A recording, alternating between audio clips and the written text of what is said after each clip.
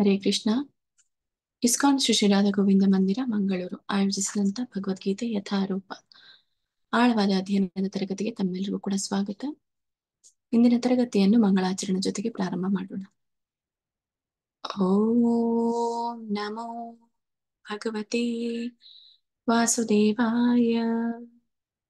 ಓಂ ನಮೋ ಭಗವತೆ ವಾಸುದೇವಾಯ. ಓಂ ನಮೋ ಭಗವತೆ ವಾಸುದೇವಾಯ. ಓಂ ಅಜ್ಞಾನತಿಮಿರಾಂಧಸ್ಯ ಜ್ಞಾನಾಂಜನಶಲಾಕಯಾ ಚಕ್ಷುರುನ್ಮಿಲಿತಂ ಯೇನ ತಸ್ಮೈ ಶ್ರೀಗುರುವೇ ನಮಃ. ಶ್ರೀಚೈತನ್ಯಮನೋಭೀಷ್ಟಂ ಸ್ಥಾಪಿತಂ ಯೇನ ಭೂತಲೇ ಸ್ವಯಂ ರೂಪಃ ಕದಾ ಮಹ್ಯಂ ದದಾತಿ ಸ್ವಪದಾಂತಿಕಂ. ವಂದೇಹಂ ಶ್ರೀಗುರೋಃ ಶ್ರೀಯುತಾಪದಕಮಲಂ ಶ್ರೀಗುರೂನ್ ವೈಷ್ಣವಾಂಶ್ಚ ಶ್ರೀರೂಪಂ ಸಾಗ್ರಜಾತಂ ಸಹಗಣ ರಘುನಾಥಾನ್ವಿತಂ ತಂ ಸಜೀವಂ ಸಾದ್ವೈತಂ ಸಾವಧೂತಂ ಪರಿಜನ ಸಹಿತಂ ಕೃಷ್ಣ ಚೈತನ್ಯ ದೇವಂ ಶ್ರೀರಾಧಾ ಕೃಷ್ಣ ಪಾದಾನ್ ಸಹಗಣ ಲಲಿತಾ ಶ್ರೀ ವಿಶಾಖಾನ್ವಿತಾಂಶ್ಚ. ಹೇ ಕೃಷ್ಣ ಕರುಣಾ ಸಿಂಧೋ ದೀನಬಂಧೋ ಜಗತ್ಪತೆ ಗೋಪೇಶ ಗೋಪಿಕಾ ಕಾಂತ ರಾಧಾಕಾಂತ ನಮೋಸ್ತುತೆ. ತಪ್ತ ಕಾಂಚನ ಗೌರಾಂಗಿ ರಾಧೆ ವೃಂದಾವನೇಶ್ವರಿ ವೃಷಭಾನುಸುತೆ ದೇವಿ ಪ್ರಣಮಾಮಿ ಹರಿಪ್ರಿಯೆ.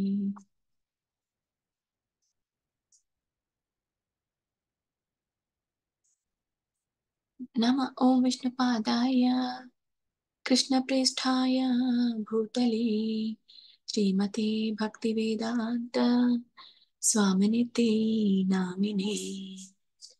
ನಮಸ್ತೆ ಸಾರಸ್ವತೆ ದೇವೆ ಗೌರವಾಣಿ ಪ್ರಚಾರಿಣಿ ನಿರ್ವಿಶೇಷ ಶೂನ್ಯವಾದಿ ಪಾಶ್ಚಾತ್ಯ ದೇಶತಾರಿಣಿ. ಜೈ ಶ್ರೀ ಕೃಷ್ಣ ಚೈತನ್ಯ ಪ್ರಭು ನಿತ್ಯಾನಂದ ಶ್ರೀ ಅದ್ವೈತ ಗದಾಧರ ಶ್ರೀವಾಸಾದಿ ಗೌರ ಭಕ್ತ ವೃಂದ. ಹರೇ ಕೃಷ್ಣ ಕೃಷ್ಣ ಕೃಷ್ಣ ಹರೇ ಹರೇ ಹರೇ ರಾಮ ರಾಮ ರಾಮ ಹರೇ ಹರೇ. ಹರೇ ಕೃಷ್ಣ. ಇಸ್ಕಾನ್ ಶ್ರೀ ಶ್ರೀ ರಾಧಾ ಗೋವಿಂದ ಕಿ ಜೈ. ಶ್ರೀ ಶ್ರೀ ಗೌರ್ ನಿತಾಯಿ ಕಿ ಜೈ. ಶ್ರೀಲ ಗುರುದೇವ್ ಕಿ ಜೈ. ಶ್ರೀಲ ಪ್ರಭುಪಾದ್ ಕಿ ಜೈ. ಎಲ್ಲ ಗುರು ಪರಂಪರೆಗೂ ಜೈ. ಎಲ್ಲ ದೀಕ್ಷಾ ಗುರುಗಳಿಗೂ ಜೈ. ಎಲ್ಲ ಶಿಕ್ಷಾ ಗುರುಗಳಿಗೂ ಜೈ. ಇಲ್ಲಿ ನೆರೆದಿರುವಂತ ಎಲ್ಲ ಭಕ್ತ ವೃಂದಕ್ಕೂ ಜೈ. ವಾಂಛಾ ಕಲ್ಪತರುಭ್ಯಶ್ಚ ಕೃಪಾ ಸಿಂಧುಭ್ಯ ಏವ ಚ ಪತಿತಾನಾಂ ಪಾವನೇಭ್ಯೋ ವೈಷ್ಣವೇಭ್ಯೋ ನಮೋ ನಮಃ. ಅನಂತ ಕೋಟಿ ವೈಷ್ಣವ ವೃಂದ ಕಿ ಜೈ. ಶ್ರೀಲ ಪ್ರಭುಪಾದ್ ಕಿ ಜೈ.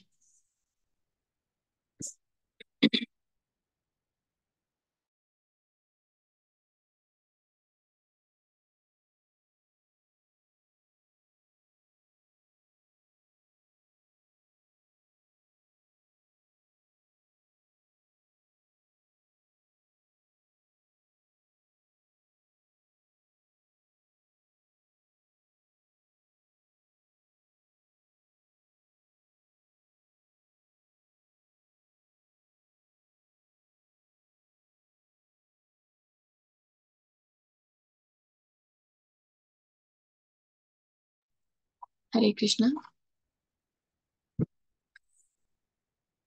ಇವತ್ತಿನ ದಿನ ನಾವು ಕೊನೆಯ ಅಧ್ಯಾಯವನ್ನ ಭಗವದ್ಗೀತೆಯ ಕೊನೆಯ ಅಧ್ಯಾಯ ಪ್ರಾರಂಭ ಮಾಡಲಿದ್ದೇವೆ. ಆ ಕೊನೆಯ ಅಧ್ಯಾಯ ಭಗವದ್ಗೀತೆ ಅಧ್ಯಾಯ 18. ಇದಕ್ಕೆ ಮೋಕ್ಷ ಸನ್ಯಾಸ ಯೋಗ ಅಂತ ಹೇಳ್ತೇವೆ.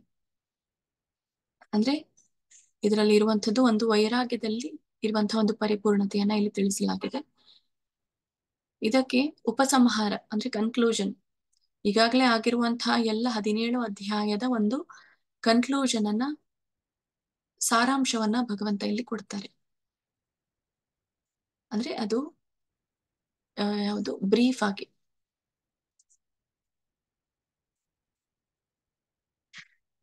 ಸಂಕ್ಷಿಪ್ತವಾಗಿ ಇಲ್ಲಿ ಅವರು ಹೇಳುವಂಥದ್ದು. ಇದನ್ನ ನಾವು ತಿಳ್ಕೊಳ್ಕಿಂತ ಮುಂಚೆ ಈ ಒಂದು ಅಧ್ಯಾಯದ ಮಹಾತ್ಮೆಯನ್ನ ನಾವು ತಿಳಿದುಕೊಂಡು ಬರೋಣ. ಆಮೇಲೆ ಈ ಒಂದು ಅಧ್ಯಾಯದ ಅವಲೋಕನ ಮತ್ತೆ ಇದರಲ್ಲಿರುವಂತಹ ಶ್ಲೋಕಗಳ ಪ್ರಾರಂಭ ಏನು ಅನ್ನೋದನ್ನ ನೋಡೋಣ.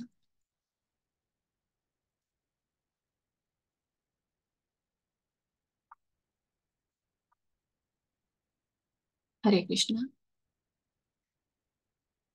ಈಗಾಗಲೇ ಈ ಭಗವದ್ಗೀತೆಯ ಮಹಿಮೆಗಳನ್ನ ನಾವು ಕೇಳ್ತಾ ಬಂದಿದ್ದೀವಿ 17ನೇ ಅಧ್ಯಾಯದವರೆಗೂ ಕೂಡ.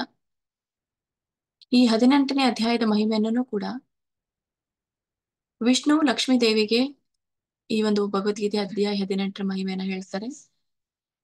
ಅದೇ ಒಂದು ಕಥೆಯನ್ನ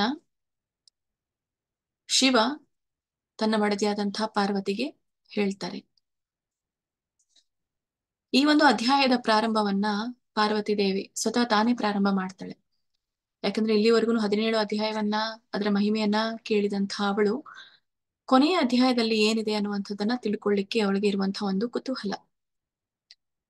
ಅವಾಗ ಅವಳು ಹೇಳ್ತಾಳೆ, ನನ್ನ ಪ್ರೀತಿಯ ಪತಿಯೇ, ಈ ಶ್ರೀಮದ್ ಭಗವದ್ಗೀತೆಯ 18ನೇ ಅಧ್ಯಾಯದ ಮಹಿಮೆಯನ್ನ ನನಗೆ ತಿಳಿಸಿ ದಯಮಾಡಿ ಅಂತ ಹೇಳಿ. ಅವಾಗ ಶಿವ ತನ್ನ ಮಡದಿಗೆ ಹೇಳ್ತಾರೆ, ಈ ಶ್ರೀಮದ್ ಭಗವದ್ಗೀತೆಯ 18ನೇ ಅಧ್ಯಾಯದ ಮಹಿಮೆಯನ್ನ ನೀನು ಆಲಿಸು.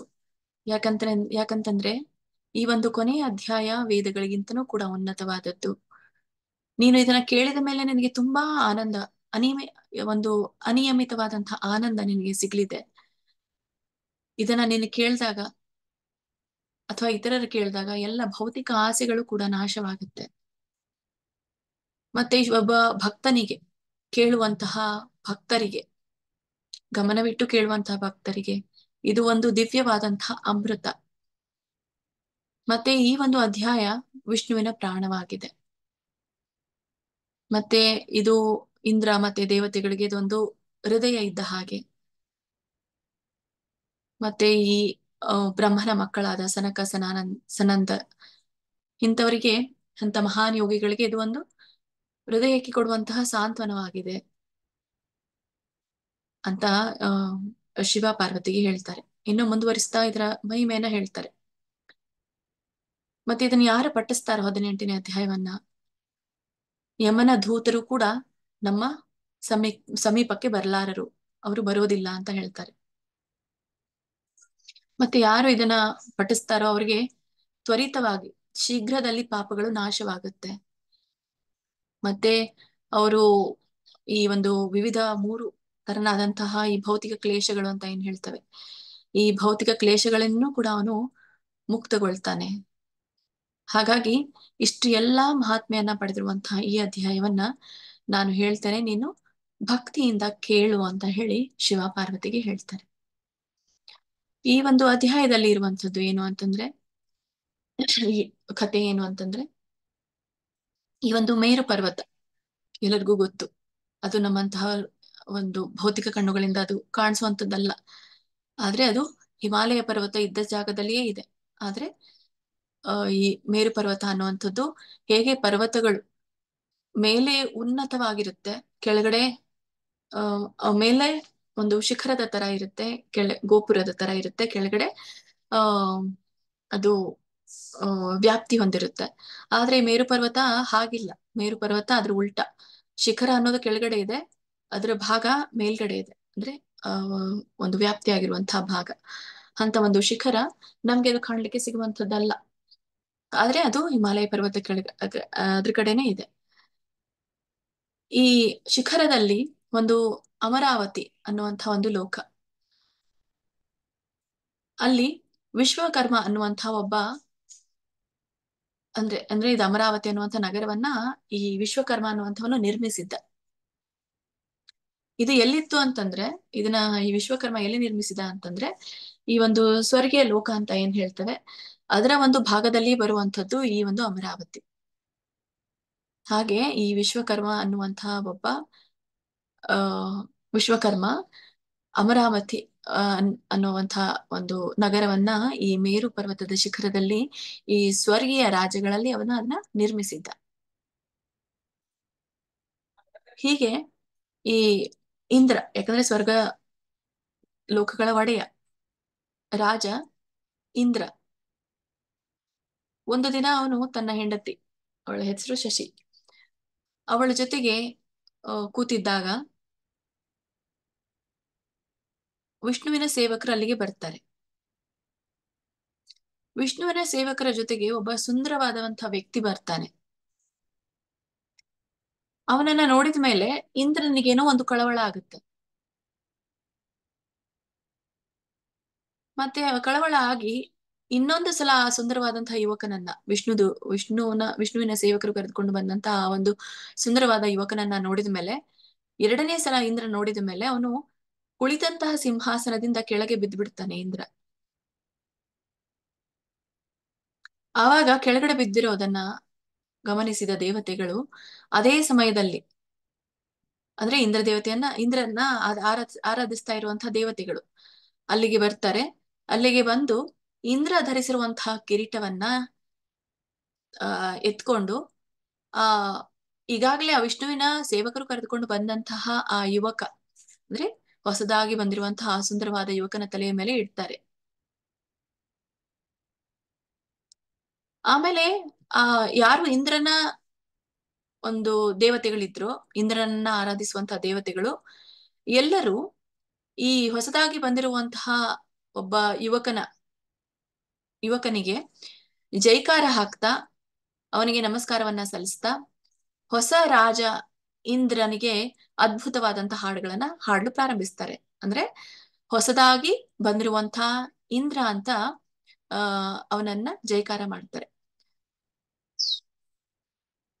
ಮತ್ತೆ ಅಲ್ಲಿರುವಂತಹ ಮಹಾನ್ ಋಷಿಗಳು ಕೂಡ ಬಂದು ಆಶೀರ್ವಾದವನ್ನ ಮಾಡ್ತಾರೆ, ವೇದ ಮಂತ್ರಗಳನ್ನ ಪಠಿಸ್ತಾರೆ. ಗಂಧರ್ವದಲ್ಲಿರುವಂತಹ ಅಪ್ಸರೆಯರೆಲ್ಲ ಕೂಡ ಸಂತೋಷದಿಂದ ಹಾಡಿ ನೃತ್ಯವನ್ನ ಮಾಡ್ತಾರೆ. ಹೀಗೆ ಈ ಒಬ್ಬ ನವ ಇಂದ್ರ, ಅಂದ್ರೆ ಇಂದ್ರ ಅನ್ನುವಂಥದ್ದು ಒಂದು ಪದವಿ ಅಷ್ಟೇ.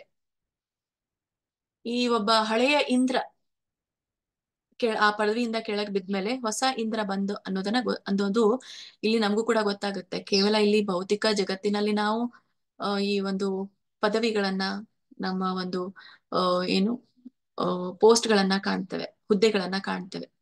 ಹಾಗೇನೆ ಇರುವಂತದ್ದು ಅಲ್ಲಿ ಇಂದ್ರನ ಹುದ್ದೆ ಅನ್ನುವಂಥದ್ದು. ಇಂದ್ರ ಅನ್ನುವಂಥದ್ದು ಹೆಸರಲ್ಲ, ಇಂದ್ರ ಅನ್ನುವಂಥದ್ದು ಹುದ್ದೆ.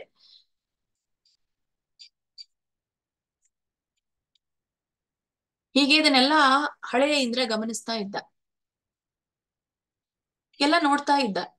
ಹೇಗೆ ಇದು ಈ ಯುವಕ ಬಂದ ತಕ್ಷಣ ನವ ಇಂದ್ರ ಆಗ್ಲಿಕ್ಕೆ ಸಾಧ್ಯ?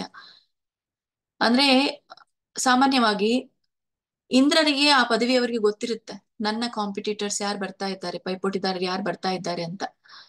ಈಗಾಗಲೇ ಇಂದ್ರ ಹಲವಾರು ಬಾರಿ ಎಷ್ಟು ಋಷಿಗಳು ಅವನ ಪದವಿಯನ್ನ ಪಡ್ಕೊಳ್ತಾರೆ, ಆ ಪಡ್ಕೊಳ್ಳುವಷ್ಟು ಅರ್ಹತೆಯನ್ನ ಆ ಹೊಂದಿತಿರ್ತಾರೋ ಅವಾಗ ಅವರ ಒಂದು ಏನು ತಪಸ್ಸನ್ನ ಭಂಗ ಮಾಡ್ತಾ ಇರ್ತಾನೆ ಇಂದ್ರ.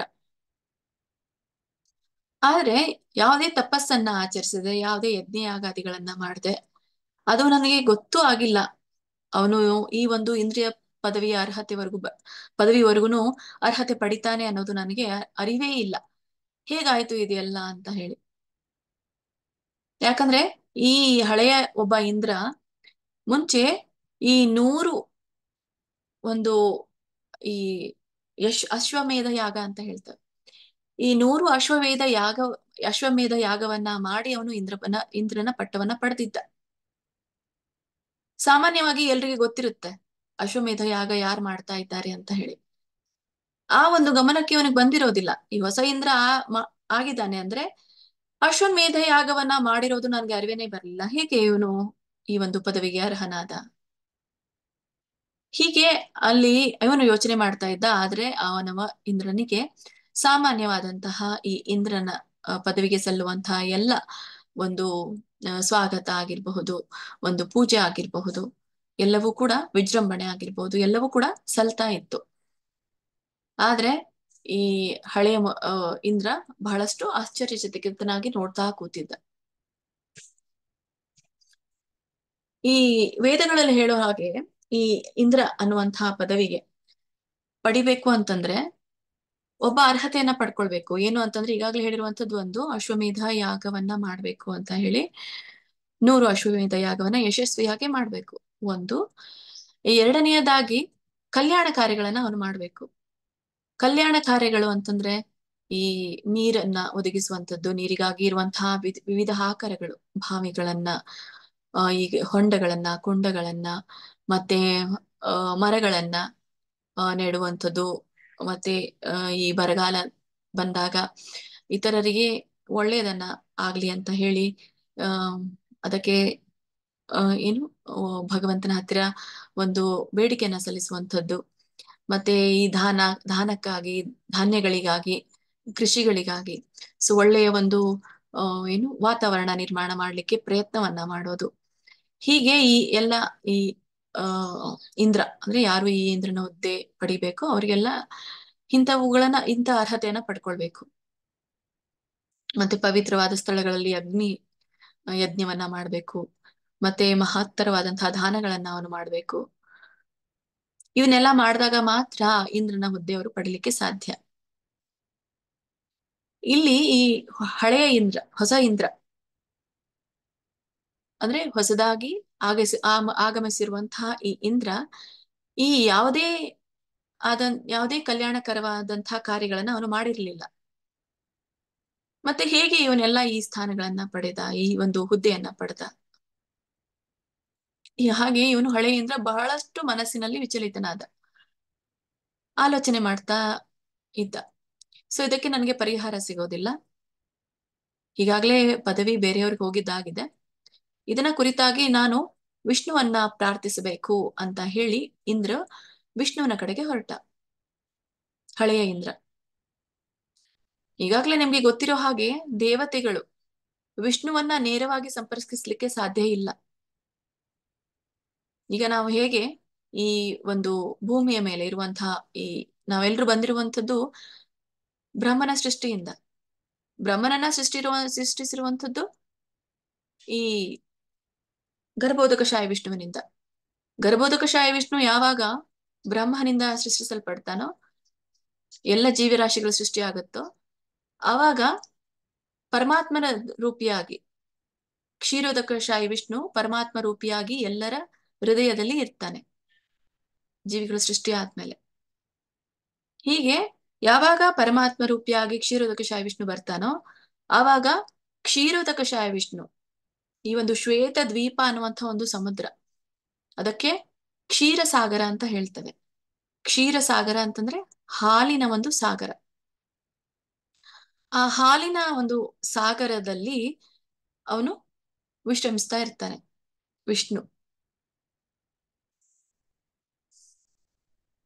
ಹೀಗೆ ಈ ಇಂದ್ರ ಆ ಕ್ಷೀರಸಾಗರದ ದಡಕ್ಕೆ ಹೋಗ್ತಾನೆ.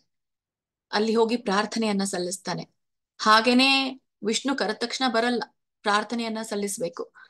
ಅದು ಬ್ರಹ್ಮ ದೇವತೆಗಳು ಪ್ರಾರ್ಥನೆಯನ್ನು ಸಲ್ಲಿಸಿದಾಗ ಹೃದಯದಿಂದ ಆ ಪ್ರಾರ್ಥನೆ ಸಲ್ಲಿಕೆ ಆಗತ್ತೆ. ಹೃದಯದಿಂದ ಆ ಒಂದು ಕಮ್ಯುನಿಕೇಶನ್ ಇರುತ್ತೆ ಅವ್ರದ್ದು. ಏನೇ ಮಾತಾಡಿದ್ರು ಕೂಡ ಹೃದಯದಿಂದ ಹೋಗ್ತಾ ಇರುತ್ತೆ. ಹೀಗೆ ಪ್ರಾರ್ಥನೆಯನ್ನ ಸಲ್ಲಿಸಿದ ನಂತರ ಇಂದ್ರ ವಿಷ್ಣುವಿನ ದರ್ಶನವನ್ನ ಪಡಿತಾನೆ. ಆಮೇಲೆ ತಾನು ಬಂದಂತಹ ವಿಷಯವನ್ನ ವಿಷ್ಣುವಿಗೆ ತಿಳಿಸ್ತಾನೆ. ಹೀಗೆ ಅವನು ಹೇಳ್ತಾನೆ, ನನ್ನ ಪ್ರೀತಿಯ ಶ್ರೀ ವಿಷ್ಣುವೇ, ಹಿಂದೆ ಅನೇಕ ಯಜ್ಞಗಳನ್ನ ಮಾಡಿದ್ದೀನಿ, ಅಶ್ವಮೇಧ ಯಾಗವನ್ನ ಮಾಡಿದ್ದೀನಿ, ಧಾರ್ಮಿಕ ಕಾರ್ಯಗಳನ್ನ ಮಾಡಿದ್ದೀನಿ, ಕಲ್ಯಾಣ ಕಾರ್ಯಗಳನ್ನ ಮಾಡಿದ್ದೀನಿ. ಹೀಗೆ ಸ್ವರ್ಗ ಕೂಡ ಸ್ಥಾಪನೆ ಆಯ್ತು. ಮತ್ತೆ ಈಗ ತಾನೇ ಅಲ್ಲಿ ಇನ್ನೊಬ್ಬ ವ್ಯಕ್ತಿ ಬಂದಿದ್ದಾನೆ. ಮತ್ತೆ ನನ್ನ ಸ್ಥಾನವನ್ನ ಅವನು ಅಲಂಕರಿಸಿದ್ದಾನೆ. ಮತ್ತೆ ಈಗ ಅವನು ಸ್ವರ್ಗದ ರಾಜನಾಗಿದ್ದಾನೆ. ಹೀಗೆ ಈ ವ್ಯಕ್ತಿಯನ್ನ ನೋಡಿದಾಗ ನನ್ನ ಹಾಗೆ ಈ ವ್ಯಕ್ತಿ ಯಾವುದೇ ಯಜ್ಞ ಮಾಡಿಲ್ಲ, ಧರ್ಮ ಕಾರ್ಯಗಳನ್ನ ಮಾಡಿಲ್ಲ. ಹಾಗಾದ್ರೆ ಇವನು ಹೇಗೆ ಇದಕ್ಕೆ ಅರ್ಹತೆಯನ್ನ ಪಡೆದ? ಯಾವುದೇ ವೇದಗಳ ಜ್ಞಾನವನ್ನ ಪಡ್ಕೊಂಡಿಲ್ಲ. ಮತ್ತೆ ಹೇಗೆ ಇವನು ಶ್ರೇಷ್ಠ ವ್ಯಕ್ತಿಯಾದ, ಅದಕ್ಕೆ ದಯವಿಟ್ಟು ನನಗೆ ತಿಳಿಸಿ ಅಂತ ಹೇಳಿದಾಗ ವಿಷ್ಣು ಇಂದ್ರನಿಗೆ ತಿಳಿಸ್ತಾರೆ.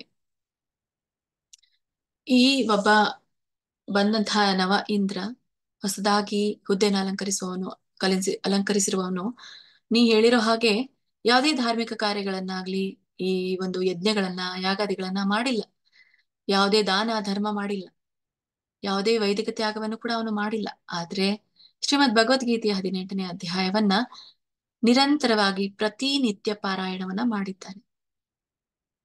ಹೀಗೆ ಈ ಒಂದು ಭಗವದ್ಗೀತೆಯ 18ನೇ ಅಧ್ಯಾಯದಲ್ಲಿ ಇರುವಂತಹ 5 ಮುಖ್ಯವಾದಂತಹ ಶ್ಲೋಕಗಳನ್ನ ಅವನು ನಿರಂತರವಾಗಿ ಪಠಿಸ್ತಾ ಇದ್ದ.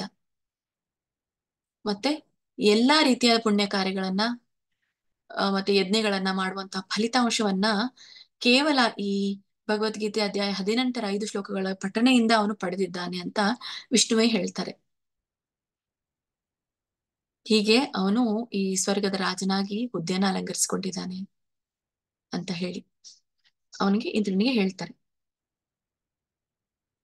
ಹೀಗೆ ನೀನು ಕೂಡ ಈ ಶ್ರೀಮದ್ ಭಗವದ್ಗೀತೆಯ ಆ ಅಧ್ಯಾಯವನ್ನ ಪಠಿಸಿದ್ರೆ ನೀನು ಕೂಡ ದಿವ್ಯವಾದ ನಿವಾಸವನ್ನ ಪಡಿತೀಯ ಅನ್ನೋದ ಒಂದು ಸಲಹೆಯನ್ನ ಇಂದ್ರನಿಗೆ ಕೊಡ್ತಾರೆ. ಈ ವಿಷ್ಣುವಿನ ಮಾತನ್ನ ಕೇಳಿದಂತಹ ಇಂದ್ರ ಅವನಿಗೆ ಆಶ್ಚರ್ಯಚಕಿತನಾಗಿ ಅವನಿಗೂ ಕೂಡ ಈ ಶ್ರೀಮದ್ ಭಗವದ್ಗೀತೆಯ 18ನೇ ಅಧ್ಯಾಯವನ್ನ ಕೇಳ್ಬೇಕು ಅನ್ನುವಂತಹ ಭಾವನೆ ಅವನ ಮನಸ್ಸಿನಲ್ಲಿ ಬರುತ್ತೆ. ಆವಾಗ ಅವನು ಬ್ರಾಹ್ಮಣನ ರೂಪವನ್ನ ಧರಿಸಿ ಈ ಗೋದಾವರಿ ದಡಕ್ಕೆ ಹೋಗಿ ಅಲ್ಲಿ ಇರುವಂತಹ ಒಂದು ಪಟ್ಟಣ, ಪವಿತ್ರವಾದಂತಹ ಗೋದಾವರಿ ನದಿಯ ದಡದಲ್ಲಿ ಇರುವಂತಹ ಕಲೆಗ್ರಾಣಿ ಅನ್ನುವಂತಹ ಒಂದು ಪಟ್ಟಣ, ಆ ಸ್ಥಳದಲ್ಲಿ ಒಂದು ದೇವಾಲಯ ಇದೆ. ಆ ದೇವಾಲಯದ ಹೆಸರು ಕಾಲೇಶ್ವರ ದೇವಾಲಯ ಅಂತ ಹೇಳಿ. ಅಲ್ಲಿ ಪರಮಶ್ರೀ ಅನ್ನುವಂತಹ ಕಾಲೇಶ್ವರ ನೆಲೆಸಿದ್ದ. ಅಂತ ಒಂದು ಕಾಲೆಗ್ರಾಣಿ ಅನ್ನುವಂತಹ ಪಟ್ಟಣದಲ್ಲಿ ಈ ಗೋದಾವರಿ ನದಿಯ ತಡದಲ್ಲಿ ನೀವು ಒಬ್ಬ ಶುದ್ಧ ಬ್ರಾಹ್ಮಣನಾಗಿ ಕುಳಿತು ಅತ್ಯಂತ ಕರುಣೆಯಿಂದ ನಿರಂತರವಾಗಿ ಈ ಒಂದು ರಹಸ್ಯವಾದಂತಹ ಈ 18ನೇ ಅಧ್ಯಾಯವನ್ನ ಪ್ರತಿದಿನ ಅವನು ಪಠಿಸ್ತಾ ಬರ್ತಾನೆ, ಪಾರಾಯಣವನ್ನ ಮಾಡ್ತಾ ಬರ್ತಾನೆ. ಹೀಗೆ ಪಠಿಸ್ತಾ ಇದ್ದ ಹಾಗೆ ಆ ಹಳೆಯ ಇಂದ್ರನಿಗೆ ಬಹಳ ಸಂತೋಷವಾಗುತ್ತೆ.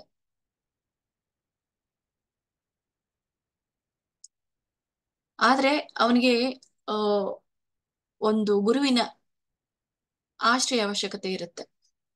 ಹಾಗಾಗಿ ಅದೇ ತಟದಲ್ಲಿ ಇರುವಂತಹ ಒಬ್ಬ ಬ್ರಾಹ್ಮಣನ ಒಂದು ನೆರವನ್ನ ಅವನು ಪಡ್ಕೊಂಡು ಅವನು ಪಠಿಸ್ತಾ ಇರುವಂತಹ ಆ ಅಧ್ಯಾಯ ನನ್ಗೂ ಕೂಡ ಕಲಿಸಿ ಅಂತ ಹೇಳಿ 18ನೇ ಅಧ್ಯಾಯವನ್ನ ಅವರಿಂದ ಕಲ್ತ್ಕೊಳ್ತಾನೆ. ಆಮೇಲೆ ಈ 18ನೇ ಅಧ್ಯಾಯದ ಪಠಣವನ್ನ ಅಭ್ಯಾಸ ಮಾಡಿದ ನಂತರ ಅವನು ವಿಷ್ಣು ಲೋಕಕ್ಕೆ ಹೋಗ್ತಾನೆ, ಆ ಉನ್ನತ ಸ್ಥಾನವನ್ನ ಪಡಿತಾನೆ ಅಂತ ಹೇಳ್ತಾರೆ. ಅಂದ್ರೆ ಈ ಒಂದು ಅಧ್ಯಾಯದಲ್ಲಿ ಹೇಳಿರುವಂತದ್ದು ಇಂದ್ರ ಅನ್ನುವಂತಹ ಪದವಿ ಕೇವಲ ಪದವಿ ಅಷ್ಟೇ.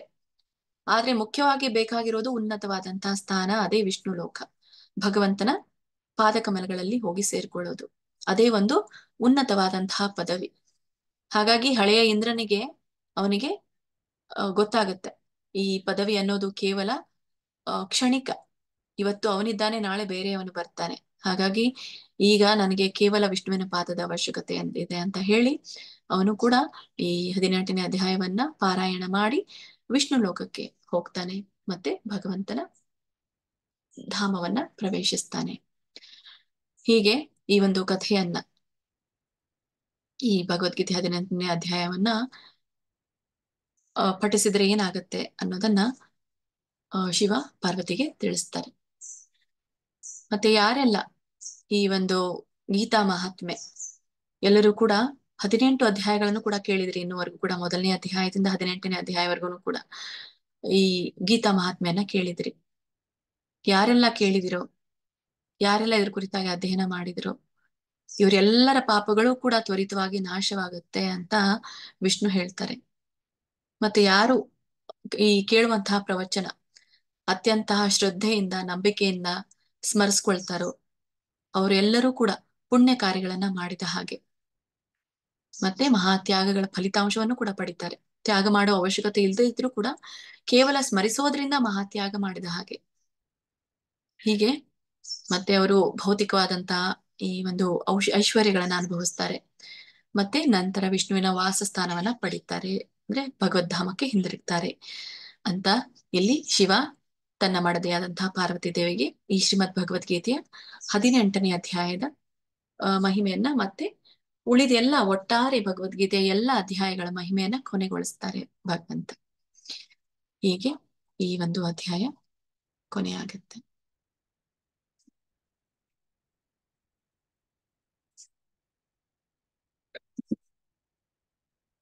ಒಟ್ಟಾರೆ ಈ ಒಂದು ಮಹಾತ್ಮೆಯ ಸಾರಾಂಶ ಏನು ಅಂದ್ರೆ ವೈರಾಗ್ಯದ ಪರಿಪೂರ್ಣತೆ. ಯಾವಾಗ ಪದವಿಯಿಂದ ಕೆಳಗೆ ಬಿದ್ನೋ ಇಂದ್ರ, ಆವಾಗ ಅವನಿಗೆ ಗೊತ್ತಾಯ್ತು ಇದು ಶಾಶ್ವತ ಅಲ್ಲ ಅಂತ. ಹಾಗಾಗಿ ಶಾಶ್ವತವಾದಂತಹ ಸ್ಥಾನ ಯಾವುದು ಅನ್ನೋದನ್ನ ಅವನಿಗೆ ಗೊತ್ತಾಗುತ್ತೆ.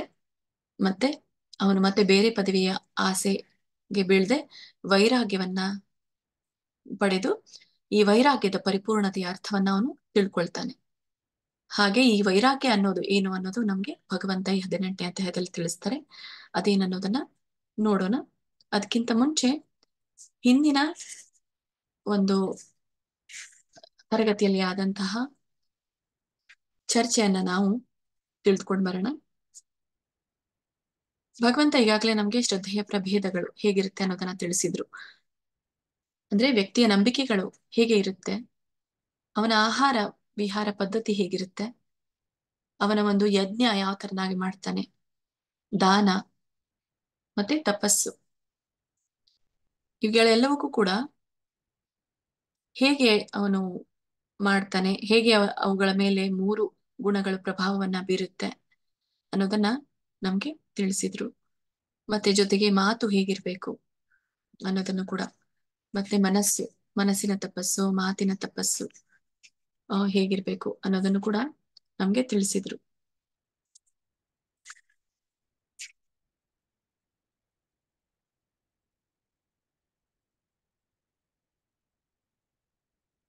ಮತ್ತೆ ಅಸ್ತಿತ್ವ ಶುದ್ಧಿ ಅಂತ ಹೇಳ್ತೇನೆ. ಈ ಒಂದು ಯಾವುದು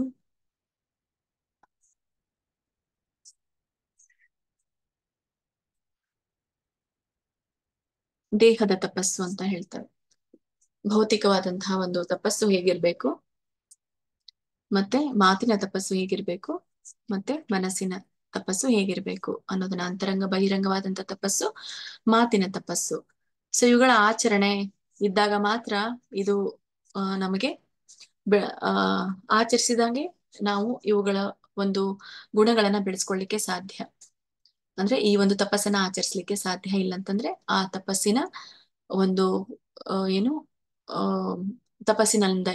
ತಪಸ್ಸಿನಲ್ಲಿರುವಂತ ಒಂದು ಪ್ರಯೋಜನ ನಮ್ಗೆ ಸಿಗ್ಲಿಕ್ಕಿಲ್ಲ ಅನ್ನೋದು ಭಗವಂತ ನಮ್ಗೆ ತಿಳಿಸಿದ್ರು. ಹೀಗೆ ಯಾವ ವ್ಯಕ್ತಿ ಶ್ರದ್ಧೆಯಿಂದ ಮಾಡಿದಂತಹ ಯಜ್ಞ, ದಾನ, ತಪಸ್ಸು ಎಲ್ಲವೂ ಕೂಡ ಸತ್ ಅಂತ ಕರೆಸ್ಕೊಳ್ಳುತ್ತೆ. ಓಂ ಸತ್, ಓಂ ತತ್ ಸತ್ ಅಂತ ಭಗವಂತ ಹೇಳ್ತಾರೆ. ಓಂ ಅಂದ್ರೆ ಇದು ಒಂದು ಪ್ರಾರಂಭ, ತತ್ ಅಂತಂದ್ರೆ ಇದು ಫಲಾಪೇಕ್ಷೆ ಇಲ್ಲದೆ ಈ ಯಜ್ಞ, ತಪಸ್ಸು, ದಾನಗಳನ್ನ ಮಾಡುವಂಥದ್ದು. ಅದು ಭಗವಂತನಿಗಾಗಿ, ಅದಕ್ಕಾಗಿ ತತ್ ಅನ್ನುವಂಥದ್ದನ್ನ ಹೇಳ್ತಾರೆ. ಮತ್ತೆ ಈ ಸತ್ ಅನ್ನುವಂಥದ್ದು ಒಂದು ಕಟ್ಟ ಕಡೆಯ ಗುರಿ, ಅದು ಪರಮ ಸತ್ಯದ ಗುರಿ ಅಂತ ಹೇಳಿ, ಅಂದ್ರೆ ಭಕ್ತಿಯುತವಾದಂತಹ ಈ ಯಜ್ಞದ ಗುರಿಯನ್ನ ನಾವು ತಿಳ್ಕೊಳ್ಬೇಕು. ಅದೇ ಪರಮ ಸತ್ಯ, ಅದೇ ಭಗವಂತ. ಹೀಗೆ ಯಾರು ಭಗವಂತನ ಸುಪ್ರೀತಿಗಾಗಿ ಯಜ್ಞ, ತಪಸ್ಸು, ದಾನಗಳನ್ನ ಮಾಡ್ತಾರೋ ಅದಕ್ಕೆ ಸತ್ ಅಂತ ಕರೀತಾರೆ. ಹೀಗೆ ಓಂ ತತ್ ಸತ್ ಅನ್ನುವಂಥದ್ದು, ಓಂ ನಿಂದ ಪ್ರಾರಂಭ ಮಾಡಿ ಎಲ್ಲ ಫಲಾಪೇಕ್ಷೆಗಳನ್ನ ನಾವು ತ್ಯಜಿಸಿ ಕಟ್ಟ ಕಡೆಯ ಪರಮ ಗುರಿಯನ್ನ ಸಾಧಿಸೋದೆ ಓಂ ತತ್ ಸತ್ ಅನ್ನುವಂಥದ್ದು. ಇವುಗಳನ್ನೆಲ್ಲ ಆಚರಿಸಿದ್ರೆ ಪರಮಗತಿಯನ್ನ ಪಡಿತಾರೆ. ಪರಮಗತಿ ಅಂತಂದ್ರೆ ಕೊನೆಯದಾಗಿ ಇರುವಂತಹ ಭಗವಂತನ ಧಾಮ, ಕಟ್ಟ ಕಡೆಯ ಗುರಿ ನಮ್ಮದು. ನಾವು ಏನು ಮಾರ್ಗದಲ್ಲಿ ಹೋಗ್ತಾ ಇದ್ದೇವೋ ನಮ್ಮ ಒಂದು ಅಂತಿಮವಾದಂತಹ ಡೆಸ್ಟಿನೇಷನ್ಗೆ ನಾವು ಹೋಗಿ ತಲುಪ್ತೇವೆ. ಮತ್ತೆ ಯಾರು ಶ್ರದ್ಧೆ ಇಲ್ದೇನೆ ಯಜ್ಞ, ದಾನ, ತಪಸ್ಸು ಮಾಡ್ತಾರೋ ಅದು ನಿಷ್ಪ್ರಯೋಜಕ. ಹಾಗಾಗಿ ಅದನ್ನ ಭಗವಂತ ಅಸತ್ ಅಂತ ಕರೆದಿದ್ದಾರೆ. ಈ ಜನ್ಮದಲ್ಲ ಅಷ್ಟೇ ಅಲ್ಲ, ಮುಂದಿನ ಜನ್ಮದಲ್ಲೂ ಕೂಡ ಅದು ನಿಮ್ಗೆ ಉಪಯೋಗಕ್ಕೆ ಬರೋದಿಲ್ಲ. ಯಾರಾದ್ರೂ ನೀವು ಅದನ್ನ ಮಾಡಿದ್ರೂ ಕೂಡ ಅದು ವ್ಯರ್ಥ, ಪುಣ್ಯವೂ ಕೂಡ ಸಿಗೋದಿಲ್ಲ, ಮತ್ತೆ ಅದು ಪಾಪನೂ ಕೂಡ ಅಲ್ಲ. ನಿಷ್ಪ್ರಯೋಜಕ ಅಂತ ಭಗವಂತ ಹೇಳ್ತಾರೆ. ಈ ಮುಂದಿನ ಅಧ್ಯಾಯಗಳಲ್ಲಿ, ಅಂದ್ರೆ ಈ ಒಂದು ಮುಂದಿನ ಅಧ್ಯಾಯದಲ್ಲಿ 18ನೇ ಅಧ್ಯಾಯದಲ್ಲಿ ಭಗವಂತ ನಮ್ಗೆ ಮೋಕ್ಷ ಸನ್ಯಾಸ ಯೋಗ, ಅಂದ್ರೆ ವೈರಾಗ್ಯದಲ್ಲಿ ಇರುವಂತಹ ಒಂದು ಪರಿಪೂರ್ಣತೆ, ಹೇಗೆ ಇದು ನಾವು ಪರಿಪೂರ್ಣತೆಯನ್ನ ವೈರಾಗ್ಯದಲ್ಲಿ ಸಾಧಿಸಬಹುದು ಅಂತ ಹೇಳಿ.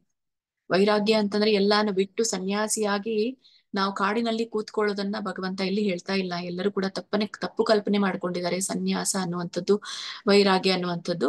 ಬಹಳ ಚೆನ್ನಾಗಿ ಇಲ್ಲಿ ಭಗವಂತ ಈ ಒಂದು ಕರ್ತವ್ಯಗಳ ಕುರಿತಾಗಿ ನಮ್ಗೆ ತಿಳಿಸ್ತಾರೆ, ವರ್ಣಗಳ ಕುರಿತಾಗಿ ತಿಳಿಸ್ತಾರೆ. ಅದು ಏನನ್ನೋದನ್ನ ಮತ್ತೆ ನೋಡೋಣ ಇಲ್ಲಿ ಮುಂದೆ.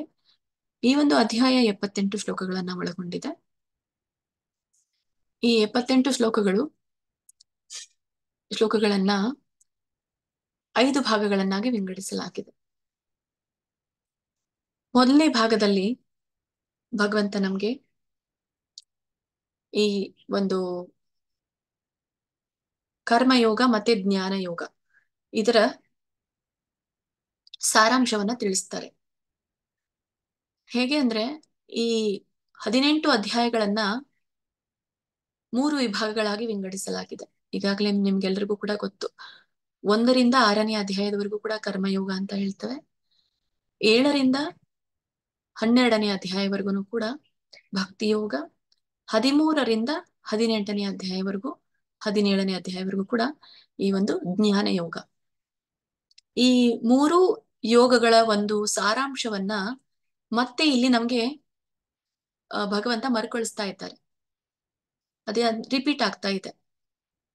ಯಾಕೆ ರಿಪೀಟದ ಅವಶ್ಯಕತೆ ಇದೆ? ಎಷ್ಟು ನಮಗೆ ಒಂದು ಶಬ್ದವನ್ನ, ಒಂದು ವಿಷಯವನ್ನ ಪದೇ ಪದೇ ಕೇಳ್ತೀವೋ ಅದು ಅಚ್ಚಳಿಯದಂತೆ ಮನಸ್ಸಿನಲ್ಲಿ ಉಳಿಯುತ್ತೆ. ಹಾಗೇನೆ ಅದಕ್ಕಾಗಿ ಬಹಳ ಸಲಿ ಇದರ ಕುರಿತಾಗಿ ನಮ್ಗೆ ಭಗವಂತ ಬಹಳ ಕೆಲವೊಂದು ಶ್ಲೋಕಗಳಲ್ಲಿ ಪದೇ ಪದೇ ಅದೇ ಶಬ್ದಗಳನ್ನ ರಿಪೀಟ್ ಮಾಡಿದ್ದಾರೆ. ಯಾಕಂದ್ರೆ ಯಾರು ಕೂಡ ಒಂದೇ ಸಲಿಗೆ ಆ ವಿಷಯವನ್ನ ಹೇಳಿದಾಗ ಅವ್ರಿಗೆ ಮನದಟ್ಟಾಗಲ್ಲ. ನಮಗೆ ಮನದಟ್ಟಾಗ್ಬೇಕು ಅಂತಂದ್ರೆ ಆ ವಿಷಯವನ್ನ ನಾವು ಪದೇ ಪದೇ ಕೇಳ್ಬೇಕು. ಅದಕ್ಕಾಗಿ ಈ ಕೊನೆಯ ಅಧ್ಯಾಯದ ಮೊದಲ ಭಾಗದಲ್ಲಿ ಈ ಜ್ಞಾನ ಮತ್ತೆ ಕರ್ಮಯೋಗದ ಕುರಿತಾಗಿ ಭಗವಂತ ನಮ್ಗೆ ತಿಳಿಸ್ತಾ ಇದ್ದಾರೆ. ಅದರ ಸಾರಾಂಶವನ್ನ ತಿಳಿಸ್ತಾ ಇದ್ದಾರೆ. ಇದು 1ರಿಂದ 18ನೇ ಅಧ್ಯಾಯದವರೆಗೂ ಕೂಡ ನಮ್ಗೆ ಗೊತ್ತಾಗುತ್ತೆ. 2ನೇ ಭಾಗದಲ್ಲಿ ಈ ಒಂದು ಪ್ರಕೃತಿಯ ಗುಣಗಳ ಬಗ್ಗೆ ತಿಳಿಸ್ತಾ ಇದ್ದಾರೆ. ಮತ್ತೆ ಯಾಕೆ ಈ ಪ್ರಕೃತಿಯ ಗುಣಗಳ ಅವಶ್ಯಕತೆ ಇದೆ ಇಲ್ಲಿ ತಿಳಿಯೋಕೆ? ಈ ಪ್ರಕೃತಿಯ ಗುಣದಲ್ಲಿ ಈ ನಿಯಮಿತ ಕರ್ತವ್ಯಗಳನ್ನ ಮಾಡುವಂಥವ್ರು, ನಿಯಮಿತ ಕರ್ತವ್ಯಗಳನ್ನ ಮಾಡ್ತಾ ಇರುವಂತವ್ರು, ಮಾಡದೇ ಇರುವಂತವ್ರು ಯಾವ ಗುಣಗಳಿಂದ ಪ್ರಭಾವಿತರಾಗಿರ್ತಾರೆ, ಮತ್ತೆ ಹೇಗೆ ಅವರು ಕರ್ಮವನ್ನ ತ್ಯಾಗ ಮಾಡ್ತಾರೆ ಅನ್ನೋದನ್ನ, ಈ ಕರ್ತವ್ಯ ಮತ್ತೆ ಅದರ ಮೇಲೆ ತ್ರಿಗುಣಗಳ ಪ್ರಭಾವ, ಅದನ್ನ ನಾವು ತಿಳ್ಕೊಳ್ತೇವೆ 2ನೇ ಭಾಗದಲ್ಲಿ. 3ನೇ ಭಾಗದಲ್ಲಿ ಆದರ್ಶವಾಗಿ ಕರ್ತವ್ಯವನ್ನ ನಿರ್ವಹಿಸುವಂಥವ್ರು, ಆದರ್ಶವಾದಂತಹ ಕರ್ಮಗಳನ್ನ ಮಾಡುವಂಥವ್ರು ಅಂತ ಹೇಳ್ತೇವೆ. ಈ 2ನೇ ಭಾಗ 19ರಿಂದ 40ನೇ ಶ್ಲೋಕ ಒಳಗೊಂಡಿದೆ, ನಾನು ಹೇಳಲಿಲ್ಲ. 3ನೇ ಭಾಗ ಆದರ್ಶವಾಗಿ ಕಾರ್ಯವನ್ನ ನಿರ್ವಹಿಸುವರು ಅಂತ ಹೇಳ್ತೇವೆ. ಆದರ್ಶವಾಗಿ ಕಾರ್ಯವನ್ನ ನಿರ್ವಹಿಸುವರು ಅಂತಂದ್ರೆ ಈಗಾಗಲೇ ನಮ್ಗೆ ವರ್ಣಗಳ ಕುರಿತಾಗಿ ನಾವು ತಿಳ್ಕೊಂಡಿದ್ದೇವೆ.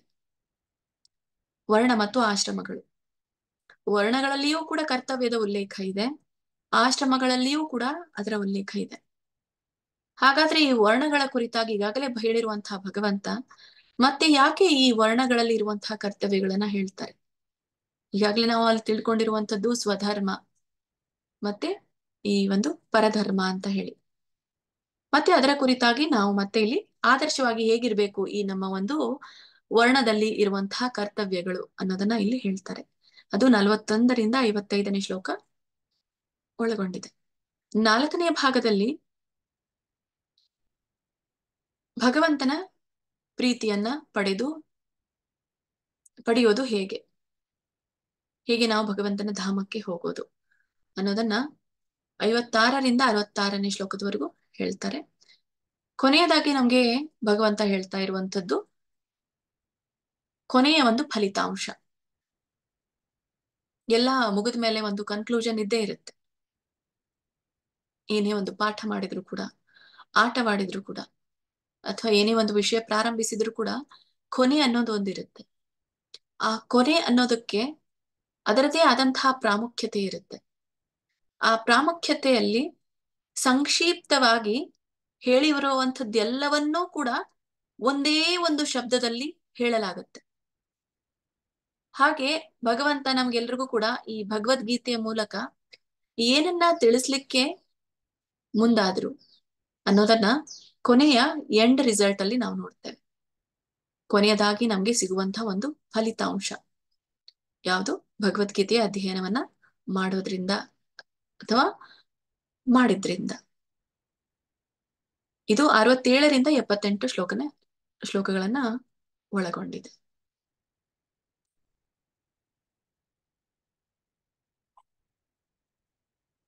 ಈಗ ನೋಡೋಣ. ಮೊದಲನೇ ಒಂದು ಅಧ್ಯಾಯದಲ್ಲಿ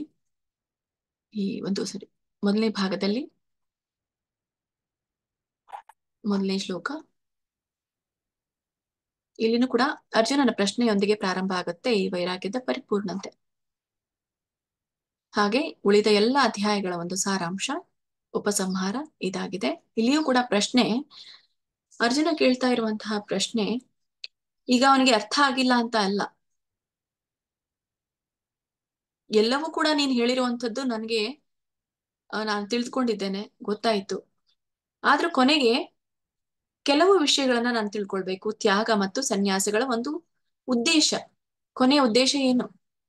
ಎಲ್ಲರೂ ತ್ಯಾಗ ಮಾಡ್ತಾರೆ, ಸನ್ಯಾಸವನ್ನ ಮಾಡ್ತಾರೆ, ಆದ್ರೆ ಅದರ ಉದ್ದೇಶವನ್ನ ತಿಳ್ಕೊಂಡಿರೋದಿಲ್ಲ. ಆ ಉದ್ದೇಶವನ್ನ ತಿಳಿದುಕೊಳ್ಳಲು ನಾನು ಬಯಸ್ತೇನೆ ಅಂತ ಹೇಳಿ ಅರ್ಜುನ ಇಲ್ಲಿ ತನ್ನ ಈ ಶ್ಲೋಕದೊಂದಿಗೆ ಪ್ರಾರಂಭ ಮಾಡ್ತಾನೆ. ಏನನ್ನೋದನ್ನ ನೋಡೋಣ. ಭಗವದ್ಗೀತೆ 18ನೇ ಅಧ್ಯಾಯ, ಉಪಸಂಹಾರ, ವೈರಾಗ್ಯದ ಪರಿಪೂರ್ಣತೆ, ಮೋಕ್ಷ ಸನ್ಯಾಸ ಯೋಗ. ಶ್ಲೋಕ 1.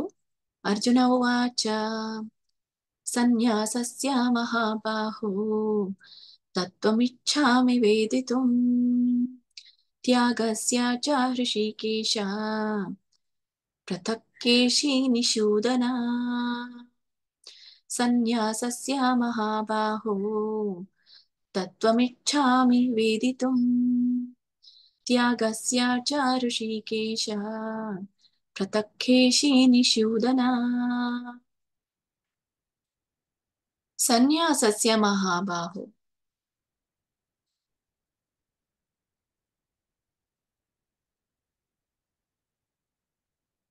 ಮಹಾಬಾಹೋ ಅಂತ ಇಲ್ಲಿ ಅರ್ಜುನ ಕೃಷ್ಣನಿಗೆ ಸಂಬೋಧಿಸ್ತಾ ಇದ್ದಾನೆ. ಈ ಸನ್ಯಾಸ ಏನು ಸನ್ಯಾಸ ಅನ್ನೋದಿದೆಯೋ ಅದರ ಒಂದು ತತ್ವ ಅಂತಂದ್ರೆ ಪ್ರಿನ್ಸಿಪಲ್ಸ್, ಅದರ ಒಂದು ಸತ್ಯತೆ, ತತ್ವದಲ್ಲಿರುವಂತಹ ಸತ್ಯತೆಯನ್ನ ನಾನು ವೇದಿತುಮಿಚ್ಛಾಮಿ, ತಿಳ್ಕೊಳ್ಳಲು ನಾನು ಬಯಸ್ತೇನೆ ಅಂತ ಹೇಳ್ತಾರೆ. ಹೀಗೆ ಮಹಾಬಾಹು, ನಾನು ಈ ಸನ್ಯಾಸದ ಒಂದು ಸತ್ಯವನ್ನ ತಿಳ್ಕೊಳ್ಳಿಕ್ಕೆ ಬಯಸ್ತಾ ಇದ್ದೇನೆ ಅಂತ ಹೇಳಿ. ಮತ್ತೆ ತ್ಯಾಗನೂ ಕೂಡ, ಕೇವಲ ಸನ್ಯಾಸ ಅಷ್ಟೇ ಅಲ್ಲ, ಅದ್ರ ಜೊತೆಗೆ ತ್ಯಾಗನೂ ಕೂಡ ನನಗೆ ತಿಳಿಸುವಂತ, ತ್ಯಾಗದ ಒಂದು ಸತ್ಯ, ತ್ಯಾಗದ ಒಂದು ಉದ್ದೇಶ ಏನಿದೆ ಅನ್ನೋದನ್ನ ನನಗೆ ತಿಳಿಸು ಅಂತ ಮಹಾಬಾಹು ಅನ್ನುವಂತ ಸಂಬೋಧಿಸ್ತಾ ಅರ್ಜುನ ಹೇಳ್ತಾನೆ. ಅದು ಪ್ರತ್ಯೇಕವಾಗಿ ನನಗೆ ತಿಳಿಸು. ಪೃಥಕ್ಕೇಶಿ ಅಂತ ಹೇಳ್ತಾರೆ. ಅಂದ್ರೆ ಪೃಥಕ್ ಅಂತ ಅಷ್ಟೇ ಬರುತ್ತೆ ಅಲ್ಲಿ. ಅಂದ್ರೆ ಪ್ರತ್ಯೇಕವಾಗಿ ನನಗೆ ತಿಳಿಸು ಸನ್ಯಾಸದ ತ್ಯಾಗದ ಒಂದು ಉದ್ದೇಶ. ಇಲ್ಲಿ ಇನ್ನೊಂದು ವಿಶೇಷತೆ ಏನಿದೆ ಅಂತಂದ್ರೆ, ಭಗವಂತ ಇಲ್ಲಿ ಅರ್ಜುನ ಕೃಷ್ಣನಿಗೆ 3 ಹೆಸರಿನಿಂದ ಸಂಬೋಧಿಸ್ತಾ ಇದ್ದಾನೆ. ಒಂದು ಮಹಾಬಾಹು, 2ನೇದು ಋಷಿಕೇಶ, 3ನೇದು ಕೇಶಿ ನಿಷೂದನ ಅಂತ ಹೇಳಿ. ಮಹಾಬಾಹೋ ಯಾಕೆ ಅನ್ನೋದು ನಿಮ್ಗೆ ಈಗಾಗಲೇ ಗೊತ್ತು. ಈಗಾಗಲೇ ಭಗವಂತ ಈ ಒಂದು ಯುದ್ಧ ಭೂಮಿಯಲ್ಲಿ ವಿಶ್ವರೂಪ, ಮತ್ತೆ ಈ ಚತುರ್ಭುಜ ರೂಪ, ಮತ್ತೆ ತನ್ನ ಸಾಮಾನ್ಯವಾದಂತಹ ಎರಡು ಬಾಹುವಿನ ದ್ವಿಬಾಹುವಿನ ರೂಪ ಅಂದ್ರೆ ಕೃಷ್ಣನ ರೂಪ ಎಲ್ಲವನ್ನೂ ಕೂಡ ಈಗಾಗಲೇ ನೋಡಿತಾನೆ ಅರ್ಜುನ. ಮಹಾಬಾಹು ಯಾಕೆ ಹೇಳ್ತಾ ಇದ್ದಾನೆ ಅಂತಂದ್ರೆ, ವಿಷ್ಣುವಿನ ಬಾಹುವಿನಿಂದ ಬಂದಂಥವ್ರು ಈ ಕ್ಷತ್ರಿಯರು. ಹಾಗಾಗಿ ತಾನೂ ಒಬ್ಬ ಕ್ಷತ್ರಿಯನಾಗಿರೋದ್ರಿಂದ, ಅವನ ಒಂದು ಬಾಹುವಿನಿಂದ ಬಂದಿರೋದ್ರಿಂದ ಮಹಾಬಾಹೋ ಅನ್ನುವಂತಹ ಹೆಸರಿನಿಂದ ಸಂಬೋಧಿಸ್ತಾ ಇದ್ದಾನೆ ಅರ್ಜುನ. ಮತ್ತೆ ಇನ್ನೊಂದು ಹೆಸರು ಋಷಿಕೇಶ. ಋಷಿಕೇಶ ಅನ್ನೋದನ್ನ ಈಗಾಗಲೇ ಮೊದಲನೇ ಒಂದು ಅಧ್ಯಾಯ, 2ನೇ ಅಧ್ಯಾಯದಲ್ಲಿನೂ ಕೂಡ ನಾವು ತುಂಬಾ ಸಲ ಕೇಳಿದ್ದೇವೆ ಋಷಿಕೇಶ ಅಂತ ಹೇಳಿ. ಇಂದ್ರಿಯಗಳ ಒಡೆಯ. ಯಾರ ಇಂದ್ರಿಯಗಳ ಒಡೆಯ? ತನ್ನ ಇಂದ್ರಿಯಗಳ ಒಡೆಯ ಅಲ್ಲ ಅವನು, ಎಲ್ಲರ ಇಂದ್ರಿಯಗಳ ಒಡೆಯ ಅವನೇ. ಅಂದ್ರೆ ಒಡೆಯನ್ ಯಾರಿರ್ತಾನೋ, ಎಲ್ಲ ಇಂದ್ರಿಯಗಳ ಒಡೆಯ ಅವನು ಎಲ್ಲರ ಇಂದ್ರಿಯಗಳನ್ನ ನಿಯಂತ್ರಿಸ್ತಾನೆ. ಹಾಗಾಗಿ ಇಂದ್ರಿಯಗಳನ್ನ ನಿಯಂತ್ರಿಸುವಂತಹ ಒಡೆಯನೇ ಅಂತ ಇಲ್ಲಿ ಋಷಿಕೇಶ ಅಂತ ಸಂಬೋಧಿಸ್ತಾನೆ. ಯಾಕೆಂದ್ರೆ ಇಲ್ಲಿನೂ ಕೂಡ ಈ ಸನ್ಯಾಸ ಅನ್ನುವಂಥದ್ದು ಇಂದ್ರಿಯಗಳಿಗೆ ಸಂಬಂಧಪಟ್ಟಿರುವಂಥದ್ದು, ತ್ಯಾಗ ಅನ್ನೋದು ಕೂಡ ಹಾಗೆ.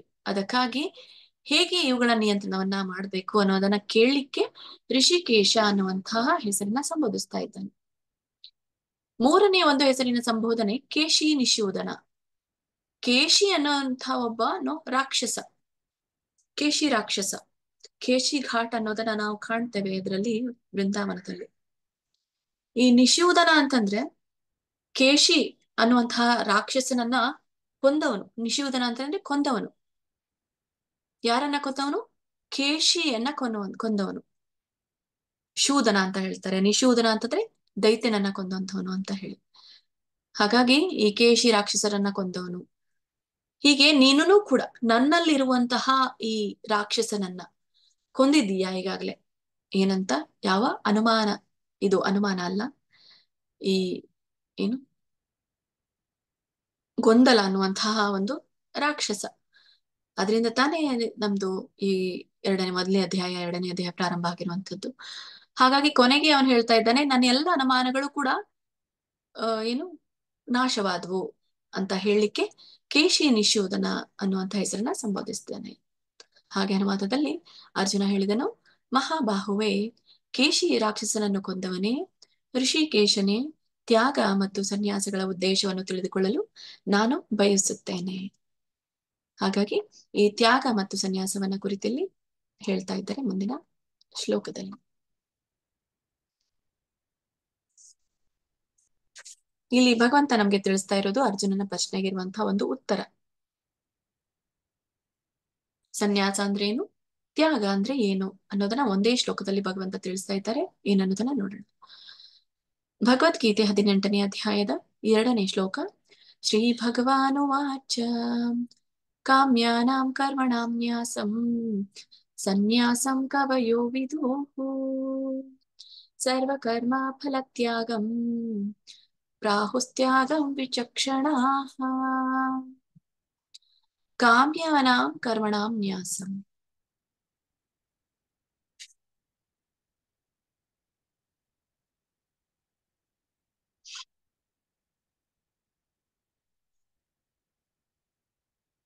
ಕಾಮ್ಯಾನಾಂ ಕರ್ಮಣಾಂ ನ್ಯಾಸಂ. ಕಾಮ್ಯಾನಾಂ ಅಂತಂದ್ರೆ ಕಾಮ್ಯ ಕರ್ಮಗಳು ಅಂತ. ಕಾಮ್ಯಾನಾಂ ಕರ್ಮಣ ಅಂತಂದ್ರೆ ಕಾಮ್ಯ ಕರ್ಮಗಳು. ಕಾಮ್ಯ ಕರ್ಮಗಳು ಅಂತಂದ್ರೆ ವೇದಗಳಲ್ಲಿ ನಮ್ಗೆ ಈ ಗ್ರಂಥಗಳನ್ನ ಈಗಾಗಲೇ ಹೇಳಿರೋ ಹಾಗೆ 3 ವಿಭಾಗಗಳಾಗಿ ವಿಂಗಡಿಸಲಾಗುತ್ತೆ. ಕರ್ಮಕಾಂಡ, ಜ್ಞಾನಕಾಂಡ ಮತ್ತೆ ಆರಾಧನಾ ಕಾಂಡ, ಉಪಾಸನಾ ಕಾಂಡ ಅಂತ ಹೇಳ್ತೇವೆ. ಈ ಉಪಾಸನಾ ಕಾಂಡ ಅನ್ನುವಂಥದ್ದು ಉನ್ನತವಾದಂಥದ್ದು. ಆದ್ರೆ ಯಾರಿಗೆ ಈ ವೇದಗಳಲ್ಲಿ ಇರುವಂತಹ ಉಪಾಸನಾ ಕಾಂಡ ಅರ್ಥ ಆಗೋದಿಲ್ವೋ ಅವರು ಕಾಮ್ಯ ಕರ್ಮಗಳನ್ನ, ಆ ಕರ್ಮಕಾಂಡವನ್ನ, ಅಂದ್ರೆ ಕರ್ಮಕಾಂಡ ಅಂತಂದ್ರೆ ಕರ್ಮದ ಫಲಾಪೇಕ್ಷೆ ಇಟ್ಕೊಂಡು ಮಾಡುವಂತಹ ಕಾರ್ಯದ ಕುರಿತಾಗಿ ತಿಳಿಸಿರುವಂತಹ ಒಂದು ಕಾಂಡವನ್ನ ಕರ್ಮಕಾಂಡ ಅಂತ ಹೇಳ್ತಾರೆ. ಅಂದ್ರೆ ಯಾವುದೇ ಪ್ರತಿಫಲದ ಇಚ್ಛೆ ಇಟ್ಟುಕೊಂಡು ನಾವು ವೇದಗಳಲ್ಲಿ ಇರುವಂತಹ ಒಂದು ಮಂತ್ರವನ್ನಾಗ್ಲಿ ವಿಧಾನಗಳನ್ನಾಗ್ಲಿ ಪಾಲನೆ ಮಾಡುವಂಥದ್ದು, ಅದು ಕರ್ಮಕಾಂಡ. ಹೀಗೆ ಇಲ್ಲಿ ಹೇಳ್ತಾ ಇರುವಂತದ್ದು ಭಗವಂತ ಈ ಕರ್ಮಕಾಂಡ ನ್ಯಾಸಂ ಅಂತಂದ್ರೆ ತ್ಯಾಗ ಮಾಡುವಂಥದ್ದು, ಅಂದ್ರೆ ಬಿಟ್ಬಿಡುವಂಥದ್ದು. ಯಾರು ಈ ಐಹಿಕ ಬಯಕೆ ಅಂದ್ರೆ ಐಹಿಕ ಭೌತಿಕವಾದಂತಹ ಆಸೆಯನ್ನ ಇಟ್ಕೊಂಡು ಕರ್ಮಗಳನ್ನ ಮಾಡ್ತಾರೋ, ಅದನ್ನ ಯಾರು ತ್ಯಜಿಸ್ತಾರೋ, ಅಂದ್ರೆ ಐಹಿಕ ಬಯಕೆ ಇಟ್ಕೊಂಡು ಯಾರು ಕರ್ಮಗಳನ್ನ ತ್ಯಜಿಸ್ತಾರೋ ಅಂತ ಮಹಾವಿದ್ವಾಂಸನನ್ನ ಸನ್ಯಾಸಂ ಕವಯೋ ವಿದುಹು ಅಂತ ಹೇಳ್ತಾರೆ. ಸನ್ಯಾಸಂ ಅಂದ್ರೆ ಅದಕ್ಕೆ ಸನ್ಯಾಸ ಅಂತ ಹೇಳ್ತಾರೆ. ಕವಯೋಹು ಅಂತ ಯಾಕೆ ಹೇಳ್ತಾರೆ ಅಂದ್ರೆ, ಕವಯಃ ಅಂತಂದ್ರೆ ಇಲ್ಲಿ ವಿದ್ವಾಂಸ, ಅಂದ್ರೆ ವಿದುಹು ಅಂತಂದ್ರೆ ತಿಳಿ, ವಿದ್ವಾಂಸ ಅಂತ ತಿಳ್ಕೊ. ಕಾಮ್ಯಾನಾಂ ಕರ್ಮಣ ನ್ಯಾಸಂ ಸನ್ಯಾಸಂ ಕವಯೋ ವಿದುಹು. ಯಾರು ಭೌತಿಕ ಆಸೆಗಳನ್ನ ಬಿಟ್ಟು ಕರ್ಮಗಳನ್ನ ಮಾಡ್ತಾರೋ ಅಂತವನನ್ನ ವಿದ್ವಾಂಸ ಅಂತ ಕರಿಬೇಕು. ವಿದ್ವಾಂಸ ಅಂತ ನೀನ್ ತಿಳ್ಕೊ ಅಂತ ಹೇಳ್ತಾರೆ. ಯಾವ ವಿದ್ವಾಂಸ? ಸನ್ಯಾಸಾಶ್ರಮದಲ್ಲಿ ಇರುವಂತಹ ಒಬ್ಬ ವಿದ್ವಾಂಸ. ಇಲ್ಲಾಂದ್ರೆ ಎಲ್ರಿಗೂ ಕೂಡ ಸಾಧ್ಯ ಇಲ್ಲ ಕಾಮ್ಯ ಕರ್ಮಗಳನ್ನ ಬಿಟ್ಟಿರ್ಲಿಕ್ಕೆ, ಕರ್ಮಕಾಂಡವನ್ನ ಬಿಟ್ಟಿರ್ಲಿಕ್ಕೆ. ಎಲ್ಲರೂ ಕೂಡ ತಮ್ಮ ಕಾರ್ಯಗಳಲ್ಲಿ ಪ್ರತಿಫಲದ ಅಪೇಕ್ಷೆ ಮಾಡೇ ಮಾಡ್ತಾರೆ. ಯಾರು ಶ್ರವಣ ಮಾಡ್ತಾ ಇರ್ತಾರೋ ಈ ಭಗವದ್ಗೀತೆಯನ್ನ, ಇದ್ರ ಕುರಿತಾಗಿ ಒಂದು ಒಂದು ಫಲದ ಅಪೇಕ್ಷೆ ಇದ್ದೇ ಇರುತ್ತೆ. ನಾಳೆ ಆಗ್ಲಿ ಅದು ಬಂದೇ ಬರುತ್ತೆ, ಸ್ವಲ್ಪ ಆದ್ರೂ ಮನಸ್ಸಿನಲ್ಲಿ ಇದ್ದೇ ಇರುತ್ತೆ. ಹಾಗಾದ್ರೆ ಯಾರು 100% ಆಗಿ ಈ ಒಂದು ಕಾಮ್ಯ ಕರ್ಮಗಳ ಆಸೆಯನ್ನ ತೊರಿತಾರೋ, ತ್ಯಜಿಸ್ತಾರೋ, ತ್ಯಾಗವನ್ನ ಮಾಡ್ತಾರೋ ಅಂತವನಿಗೆ ವಿದ್ವಾಂಸ ಅಂತ ಹೇಳ್ತಾರೆ. ಅಂತ ವಿದ್ವಾಂಸನನ್ನ ಸನ್ಯಾಸಾಶ್ರಮದಲ್ಲಿ ಇರುವಂತಹ ವಿದ್ವಾಂಸ ಅಂತ ಹೇಳ್ತಾರೆ. ಅಂತ ನೀನು ತಿಳ್ಕೊ ಅಂತ ಭಗವಂತ ಹೇಳ್ತಾರೆ. ಹಾಗಾದ್ರೆ ಭಗವಂತ ಕೊಟ್ಟಿರುವಂತಹ ಡೆಫಿನೇಷನ್ ಏನು ಸನ್ಯಾಸಕ್ಕೆ? ಇಲ್ಲಿ ಸನ್ಯಾಸ ಅಂತಂದ್ರೆ ಯಾರು? ಸನ್ಯಾಸ ಅಂತಂದ್ರೆ ಒಬ್ಬ ವಿದ್ವಾಂಸ. ಯಾವ ವಿದ್ವಾಂಸ? ಈ ಭೌತಿಕ ಆಸೆಯ ಒಂದು ಆಸೆಯಿಂದ ಮಾಡುವಂತಹ ಕರ್ಮಗಳನ್ನ ತ್ಯಜಿಸುವವನನ್ನ ಸನ್ಯಾಸ ಅಂತ ಕರೀತಾರೆ. ಹಾಗಾದ್ರೆ ನಾವು ತಿಳ್ಕೊಂಡಿರುವಂತಹ ಸನ್ಯಾಸ ಯಾವುದು? ನಾವು ತಿಳ್ಕೊಂಡಿರುವಂತದ್ದು ಕಾಡಿನಲ್ಲಿ ಎಲ್ಲ ಒಂದು ಕುಟುಂಬವನ್ನ ತೊರೆದು ಒಂದು ಪ್ರಶಾಂತವಾದಂತಹ ಸ್ಥಳದಲ್ಲಿ ಕೂತ್ಕೊಂಡು ನಾವು ಮಂತ್ರವನ್ನ ಜಪಿಸ್ತಾ ಧ್ಯಾನವನ್ನ ಮಾಡೋದೇ ಸನ್ಯಾಸ ಅಂತ ತಿಳ್ಕೊಂಡಿದ್ದೀವಿ. ಆದ್ರೆ ಭಗವಂತ ಈ ಭಗವದ್ಗೀತೆಯಲ್ಲಿ ಸನ್ಯಾಸದ ಒಂದು ಡೆಫಿನೇಷನ್ ಅನ್ನ ಕೊಟ್ಟಿದ್ದಾರೆ. ಬೇರೆ ಎಲ್ಲಿನೂ ಕೂಡ ನಿಮ್ಗೆ ಈ ಡೆಫಿನೇಷನ್, ಯಾಕಂದ್ರೆ ಬೇರೆ ಎಲ್ಲಿ ಓದ್ಲಿಕ್ಕೆ ಸಿಗ್ಬಹುದು, ಯಾಕಂದ್ರೆ ಎಲ್ಲ ವೇದಗಳ ಸಾರಾನೇ ಈ ಒಂದು ಶ್ರೀಮದ್ ಭಾಗವತಂ, ಈ ಭಗವದ್ಗೀತೆ. ಆದ್ರೆ ಇಲ್ಲಿ ಸಂಕ್ಷಿಪ್ತವಾಗಿ ನಿಮ್ಗೆ ಬಹಳ ಚಿಕ್ಕ ಚೊಕ್ಕದಾಗಿ ಕೊಟ್ಟಿದ್ದಾರೆ. ಯಾರು ಕಾಮ್ಯ ಕರ್ಮಗಳನ್ನ ಬಿಡ್ತಾರೋ ಅವರೇ ಸನ್ಯಾಸಿಗಳು ಅಂತ ಹೇಳ್ತಾರೆ. ಮತ್ತೆ ಅವರು ವಿದ್ವಾಂಸರು ಅಂತ ನೀನು ತಿಳ್ಕೊ. ಮತ್ತೆ ಇನ್ನೊಂದು ಪ್ರಶ್ನೆಯನ್ನ ಕೇಳಿದ ಯಾರು? ಅರ್ಜುನ. ಎದ್ರ ಬಗ್ಗೆ? ತ್ಯಾಗ ಅಂದ್ರೆ ಏನು, ಸನ್ಯಾಸ ಅಂದ್ರೇನು, ತ್ಯಾಗ ಅಂದ್ರೇನು? ಅದಕ್ಕೆ ಎರಡನೇ ಪ್ರಶ್ನೆಗೆ ಉತ್ತರ ಇಲ್ಲಿ ಕೊಡ್ತಾನೆ ಭಗವಂತ. ಸರ್ವ ಕರ್ಮ ಫಲ ತ್ಯಾಗಂ. ಇಲ್ಲಿನೂ ಕೂಡ ಎಲ್ಲ ಕರ್ಮಗಳ ಫಲಗಳನ್ನ ಈ ಬಿಟ್ಟು ಬಿಡುವುದನ್ನೇ ತ್ಯಾಗ ಅಂತ ಹೇಳ್ತಾರೆ. ಇಲ್ಲಿನೂ ಕೂಡ ಭಗವಂತ ಹೇಳ್ತಾ ಇರುವಂತದ್ದು ಪ್ರಾಹುಸ್ತ್ಯಾಗಂ.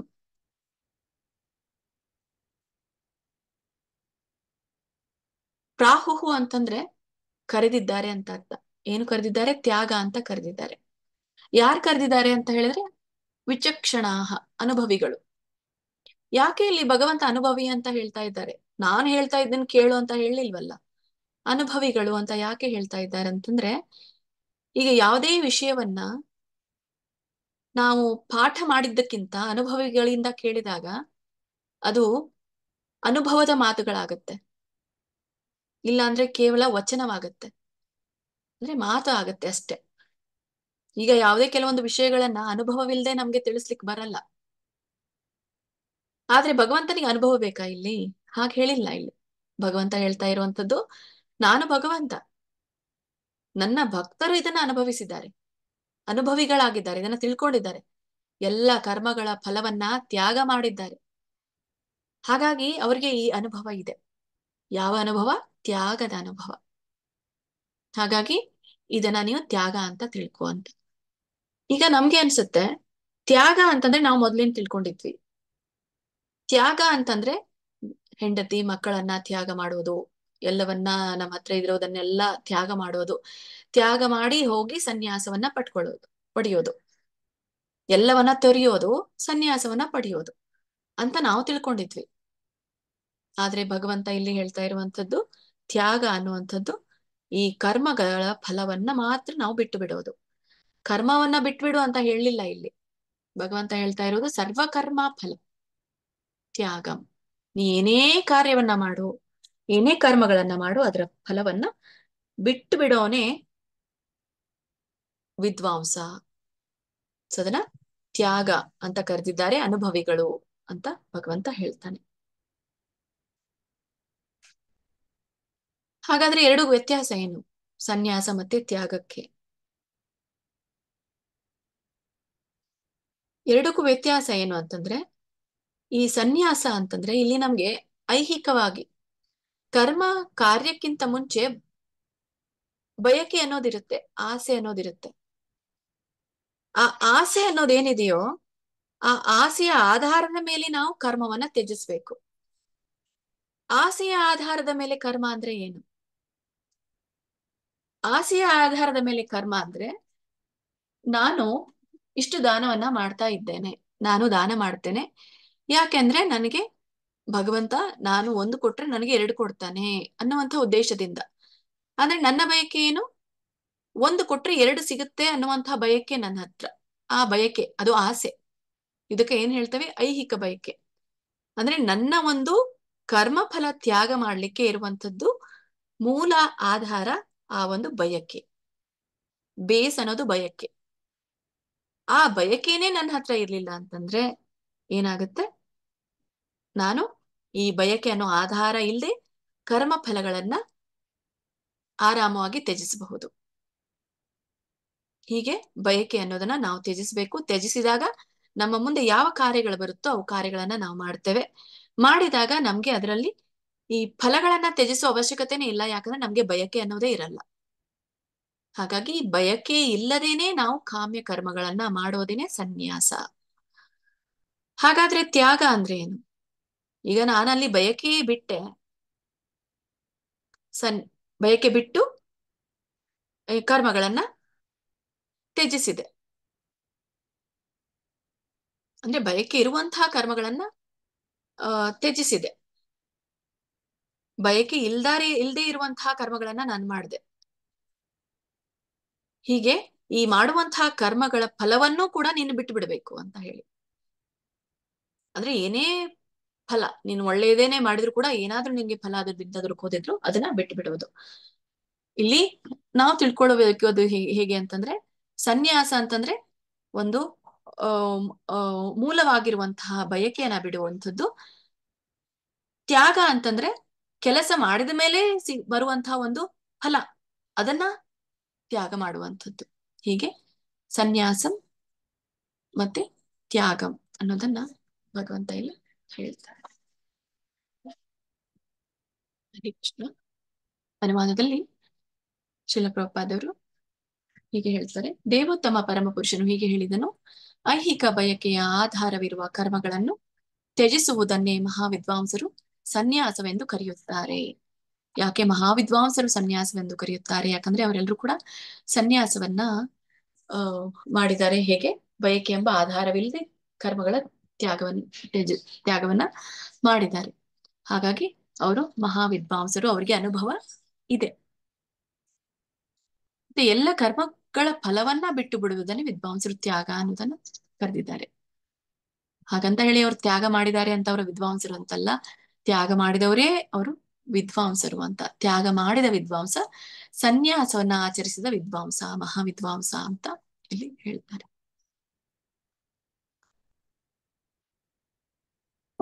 ಈ ಉನ್ನತ ಮಟ್ಟದ ಆಧ್ಯಾತ್ಮಿಕ ಜ್ಞಾನಕ್ಕಾಗಿ ಮಾಡುವಂತಹ ಕೆಲಸ ಕಾರ್ಯಗಳನ್ನು ಬಿಡಬೇಕಾಗಿಲ್ಲ. ಶ್ರೀಲ ಪ್ರಭುಪಾದವರು ಭಾವಾರ್ಥದಲ್ಲಿ ಕೊಡುವಂಥದ್ದು, ಎಲ್ಲವನ್ನ ಬಿಟ್ಟು ಬಿಡಬೇಕು ಕರ್ಮ ಫಲಗಳ ಕೆಲಸವನ್ನ ಅಂತ ಹೇಳಿದಾಗ, ಇಲ್ಲಿ ಆಧ್ಯಾತ್ಮದಲ್ಲಿಯೂ ಕೂಡ ಎಲ್ಲ ಕೆಲಸವನ್ನ ಬಿಟ್ಟು ಬಿಡಬೇಕಾ ಅಂತ ಇಲ್ಲ.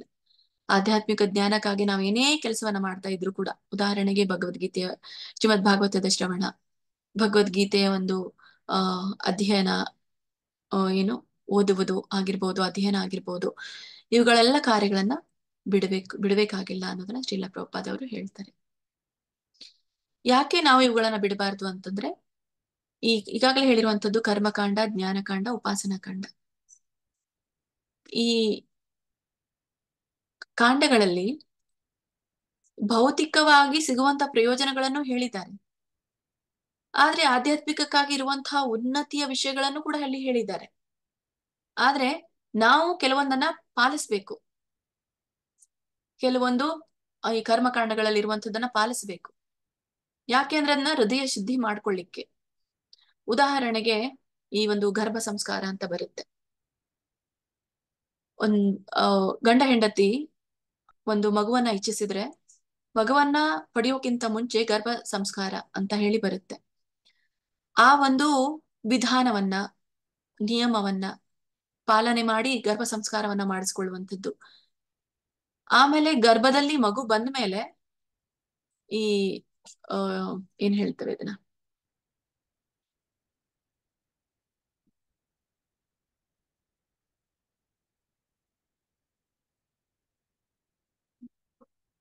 ಕುಬುಸ ಅಂತ ಹೇಳ್ತೇವೆ ನೋಡಿ ನಮ್ಮ ಹತ್ರ. ಕುಬುಸ ಅನ್ನುವಂಥದ್ದು ಇರುತ್ತೆ, ಅಂತದನ್ನ ಮಾಡುವಂಥದ್ದು ಯಾವಾಗ ಹೊಟ್ಟೆಯಲ್ಲಿ ಮಗು ಇದ್ದಾಗ. ಇದು ಕೂಡ ಸಂಸ್ಕಾರನೇ ಒಂದು. ಯಾಕೆ ಇವೆಲ್ಲವೂ ಕೂಡ ಕರ್ಮಕಾಂಡದಲ್ಲಿ ಬಂದ್ರು ಕೂಡ ಇಂಥ ಕೆಲವೊಂದು ವಿಧಾನಗಳನ್ನ ಆಚರಣೆ ಮಾಡ್ಬೇಕು. ಯಾಕಂದ್ರೆ ಭಗವಂತನ ಅಂದ್ರೆ ಆಧ್ಯಾತ್ಮಿಕದಲ್ಲಿ ಒಂದು ಒಳ್ಳೆಯ ಮಗುವನ್ನ ಪಡಿಬೇಕು ಅಂತಂದ್ರೆ, ಆ ಮಗು ದೈವಿ ಗುಣದ್ದಾಗಿರ್ಬೇಕು ಅಂತಂದ್ರೆ ಇಂತಹ ಸಂಸ್ಕಾರಗಳು ಬೇಕು. ಆಮೇಲೆ ಮಗು ಹುಟ್ಟಿದ ಮೇಲೆ ನಾವು ಹೆಸರಿಡುವಂಥದ್ದು, ಉಪನಯನವನ್ನ ಮಾಡುವಂಥದ್ದು, ಮತ್ತೆ ಇದರಲ್ಲಿ ತೊಟ್ಟಿಲ್ ಮೊದಲು ಹುಟ್ಟಿದ ಮೇಲೆ ತೊಟ್ಟಿಲಲ್ಲಿ ಹಾಕುವಂಥದ್ದು, ಉಪನಯನವನ್ನ ಮಾಡುವಂಥದ್ದು, ಹೆಸರಿಡುವಂಥದ್ದು.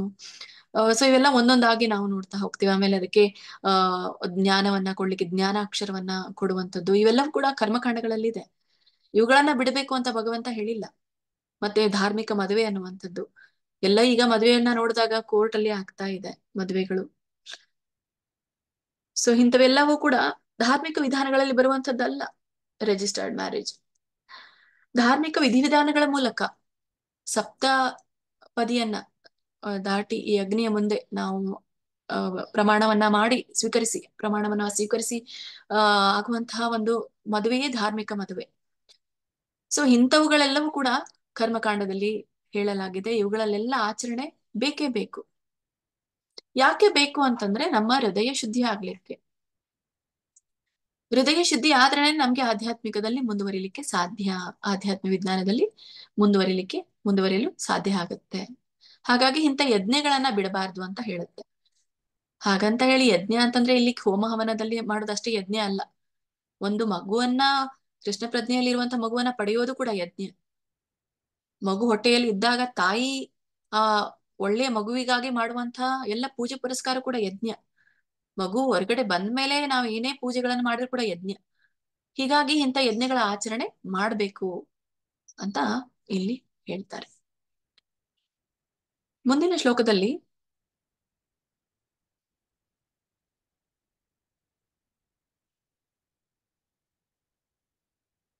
ಭಗವಂತ ಕೆಲವೊಂದು ಚಿಂತಕರು ಏನೇನ್ ಹೇಳ್ತಾರೆ, ಕೆಲವೊಂದು ವಿದ್ವಾಂಸರು ಯಾವ್ಯಾವ ವಿಷಯಗಳನ್ನ ತಮ್ಮ ಒಂದು ಅನುಭವದ ಆಧಾರದ ಮೇಲೆ ತಮ್ಮ ಕಲ್ಪನೆಗಳನ್ನ ಹೇಗೆ ಹೇಳಿದ್ದಾರೆ ಅನ್ನೋದನ್ನ ತಿಳಿಸ್ತಾರೆ. ಏನನ್ನೋದನ್ನ ನೋಡೋಣ. ಭಗವದ್ಗೀತೆ 18ನೇ ಅಧ್ಯಾಯದ 3ನೇ ಶ್ಲೋಕ. ತ್ಯಾಜ್ಯಂ ದೋಷಾವದಿತ್ಯೇಕೆ ಕರ್ಮ ಪ್ರಾಹುರ್ಮನೀಷಿಣಃ ಯಜ್ಞದಾನ ತಪಃ ಕರ್ಮ ನ ತ್ಯಾಜ್ಯಂ ಇತಿ ಚಾಪರೇ.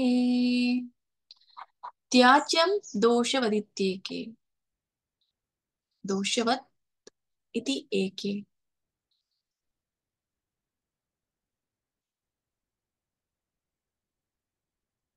ಈ ಕಾಮ್ಯ ಕರ್ಮಗಳು ತ್ಯಾಜ್ಯಂ ದೋಷವದಿತ್ಯೇಕೆ ಕರ್ಮ. ತ್ಯಾಜ್ಯ ಅಂತಂದ್ರೆ ತ್ಯಜಿಸುವಂಥದ್ದು. ಏನ್ ತ್ಯಜಿಸ್ಬೇಕು ಅಂತ ಈ ಕಾಮ್ಯ ಕರ್ಮಗಳು ಅಂತ ಹೇಳುತ್ತೆ. ಕಾಮ್ಯ ಕರ್ಮಗಳು ದೋಷಯುಕ್ತವಾದದ್ದು, ಹಾಗಾಗಿ ಅವುಗಳನ್ನ ಬಿಟ್ಟು ಬಿಡ್ಬೇಕು ಅಂತ ಹೇಳ್ತಾರೆ. ಯಾರು ಹೇಳ್ತಾರೆ? ಪ್ರಾಹುಹು ಮನೀಷಿಣಃ, ಈ ಮಹಾಚಿಂತಕರು, ಈ ವೇದ ಜ್ಞಾನವನ್ನ ತಿಳ್ಕೊಂಡವರು, ಅನುಭವಿಸಿದವರು, ಇವರು ಹೇಳ್ತಾರೆ ಏನನ್ನೋದನ್ನ, ಈ ಎಲ್ಲಾ ಬಗೆಯ ಕಾಮ್ಯ ಕರ್ಮಗಳು ದೋಷಯುಕ್ತವಾಗಿದೆ, ಹಾಗಾಗಿ ಅವುಗಳನ್ನ ಬಿಟ್ಟು ಬಿಡ್ಬೇಕು ಅಂತ ಹೇಳ್ತಾರೆ. ಯಾಕೆ ದೋಷಯುಕ್ತವಾಗಿದೆ ಅಂತ ಹೇಳ್ತಾರೆ ಅವರು? ಈಗ ಭೌತಿಕ ಜಗತ್ತಿನಲ್ಲಿ ಇದ್ಕೊಂಡು ನಾವು ಏನೇ ಕಾರ್ಯವನ್ನ ಮಾಡಿದ್ರು ಕೂಡ ಅದಕ್ಕೂ ಒಂದು ಉದ್ದೇಶ ಇದ್ದೇ ಇರುತ್ತೆ. ಈಗ ಒಂದು ವಸ್ತುವನ್ನ ನಾನು ಈ ಜಾಗದಿಂದ ತೆಗೆದು ಆ ಜಾಗಕ್ಕೆ ಇಟ್ಬೇಕು ಅಂತಂದ್ರೆ ಒಂದು ಏನೋ ಆ ಒಂದು ಓ ಕೆಲಸ, ಆ ಒಂದು ಫಲದ ಆಸಕ್ತಿ ಇದ್ದೇ ಇರುತ್ತೆ.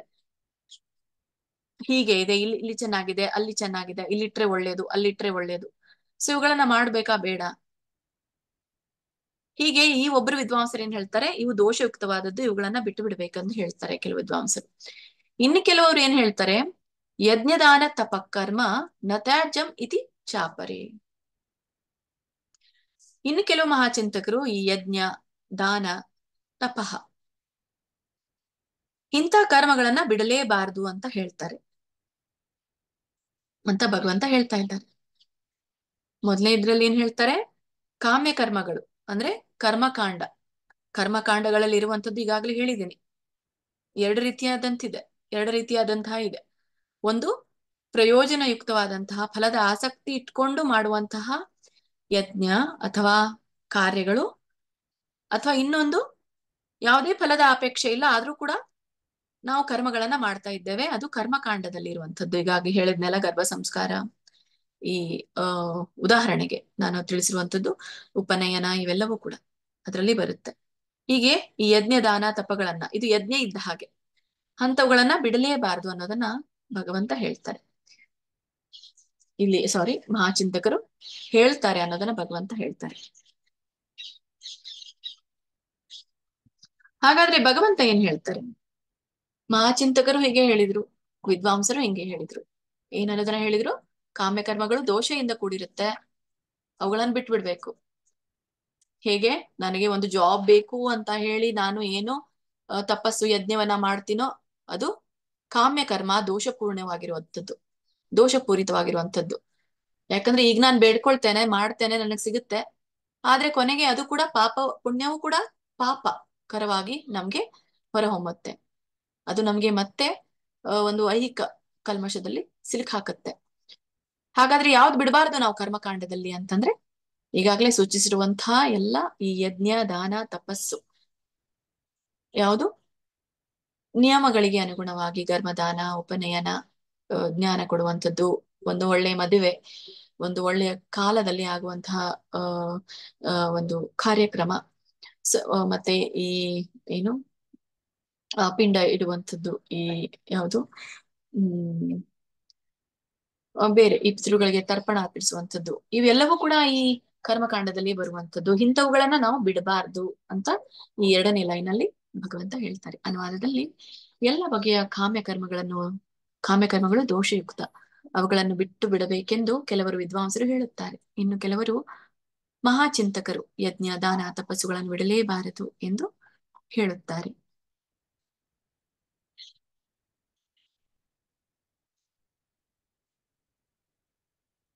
ಇನ್ನೊಂದು ಉದಾಹರಣೆನ ಶ್ರೀಲ ಪ್ರಭುಪಾದವರು ಇಲ್ಲಿ ಕೊಡ್ತಾರೆ.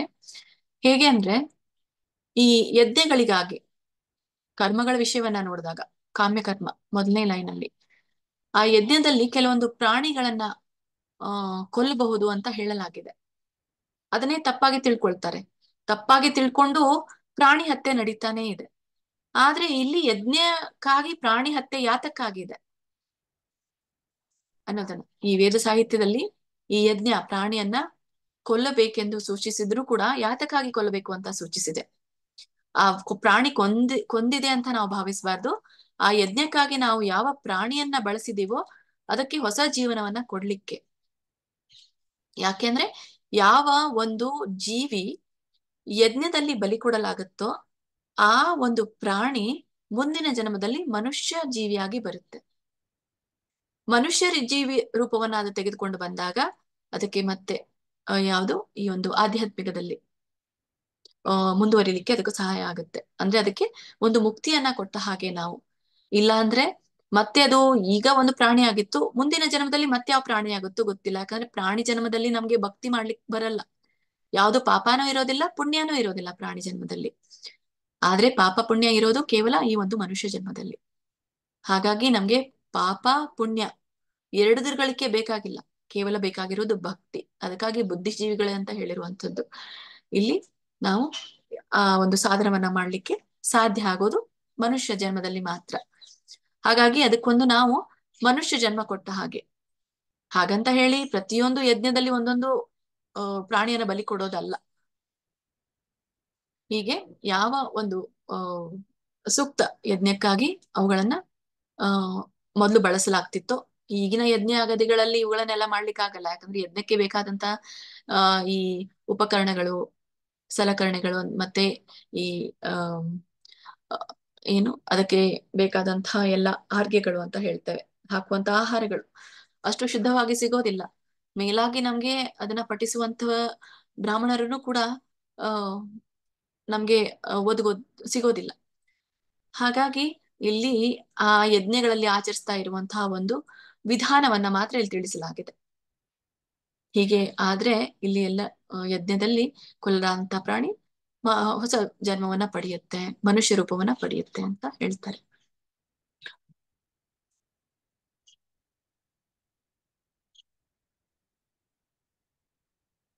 ಮುಂದಿನ ಒಂದು ಶ್ಲೋಕದಲ್ಲಿ ಭಗವಂತ ಹೇಳ್ತಾರೆ, ಈ ಒಂದು ಸನ್ಯಾಸದ ಕುರಿತಾಗಿ ನಾನು ನನ್ನ ಒಂದು ಆಲೋಚನೆಯನ್ನ ಹೇಳ್ತೇನೆ ಕೇಳು ಅಂತ ಇಲ್ಲಿ ಅರ್ಜುನನಿಗೆ ಹೇಳ್ತಾರೆ. ಭಗವದ್ಗೀತೆ 18ನೇ ಅಧ್ಯಾಯದ 4ನೇ ಶ್ಲೋಕ. ನಿಶ್ಚಯಂ ಶೃಣು ಮೇ ತತ್ರ ತ್ಯಾಗೇ ಭರತ ಸತ್ತಮಾ ತ್ಯಾಗೋ ಹಿ ಪುರುಷ ವ್ಯಾಘ್ರ ತ್ರಿವಿಧ ಸಂಪ್ರಕೀರ್ತಿತಃ. ನಿಶ್ಚಯಂ ಶೃಣು ಮೇ ತತ್ರ. ನಿಶ್ಚಯಂ ಶೃಣು. ಶೃಣು ಅಂತಂದ್ರೆ ಇಲ್ಲಿ ಕೇಳು. ನಿಶ್ಚಯಂ ಅಂತಂದ್ರೆ ನನ್ನ ಒಂದು ನಿರ್ಧಾರ. ಭಗವಂತ ಹೇಳ್ತಾ ಇದ್ದಾನೆ, ನನ್ನ ಒಂದು ನಿರ್ಧಾರ ಇಲ್ಲಿ ನಿನಗೆ ಹೇಳ್ತೀನಿ ಕೇಳು. ಯಾವ್ದು ಕುರಿತಾಗಿ ನಿರ್ಧಾರವನ್ನ ಹೇಳ್ತೇನೆ? ತ್ಯಾಗದ ಕುರಿತಾಗಿ ನಾನು ನನ್ನ ನಿರ್ಧಾರವನ್ನ ಹೇಳ್ತೇನೆ. ಅದಕ್ಕಾಗಿ ಭರತ ಸತ್ತಮ ಅನ್ನುವಂತ ಹೆಸರನ್ನ ಸಂಬೋಧಿಸಿದ್ದಾನೆ ಭಗವಂತ. ಭರತ ಸತ್ತಮ ಅಂದ್ರೆ ಭರತ ವಂಶದಲ್ಲಿ ಇರುವಂತವನು, ಸತ್ತಮ ಅಂದ್ರೆ ಶ್ರೇಷ್ಠವಾದವನು. ಭರತ ವಂಶದಲ್ಲಿಯೇ ಶ್ರೇಷ್ಠನಾದಂಥವನು ನೀನು ಅರ್ಜುನ. ಯಾಕಂದ್ರೆ ತ್ಯಾಗದಲ್ಲಿಯೂ ಕೂಡ ಎತ್ತಿದ ಕೈ ಈ ಭರತ ವಂಶ. ಮತ್ತೆ ನೀನು ಕೂಡ ಶ್ರೇಷ್ಠನಾಗಿದ್ದೀನಿ ಇದರಲ್ಲಿ. ಹಾಗೆ ನನ್ನ ಒಂದು ನಿರ್ಧಾರ ಹೇಳ್ತೇನೆ ಕೇಳು. ಏನು ಅಂತಂದ್ರೆ ಅದು ನಿರ್ಧಾರ ತ್ಯಾಗೋ ಹಿ ಪುರುಷ ವ್ಯಾಘ್ರ.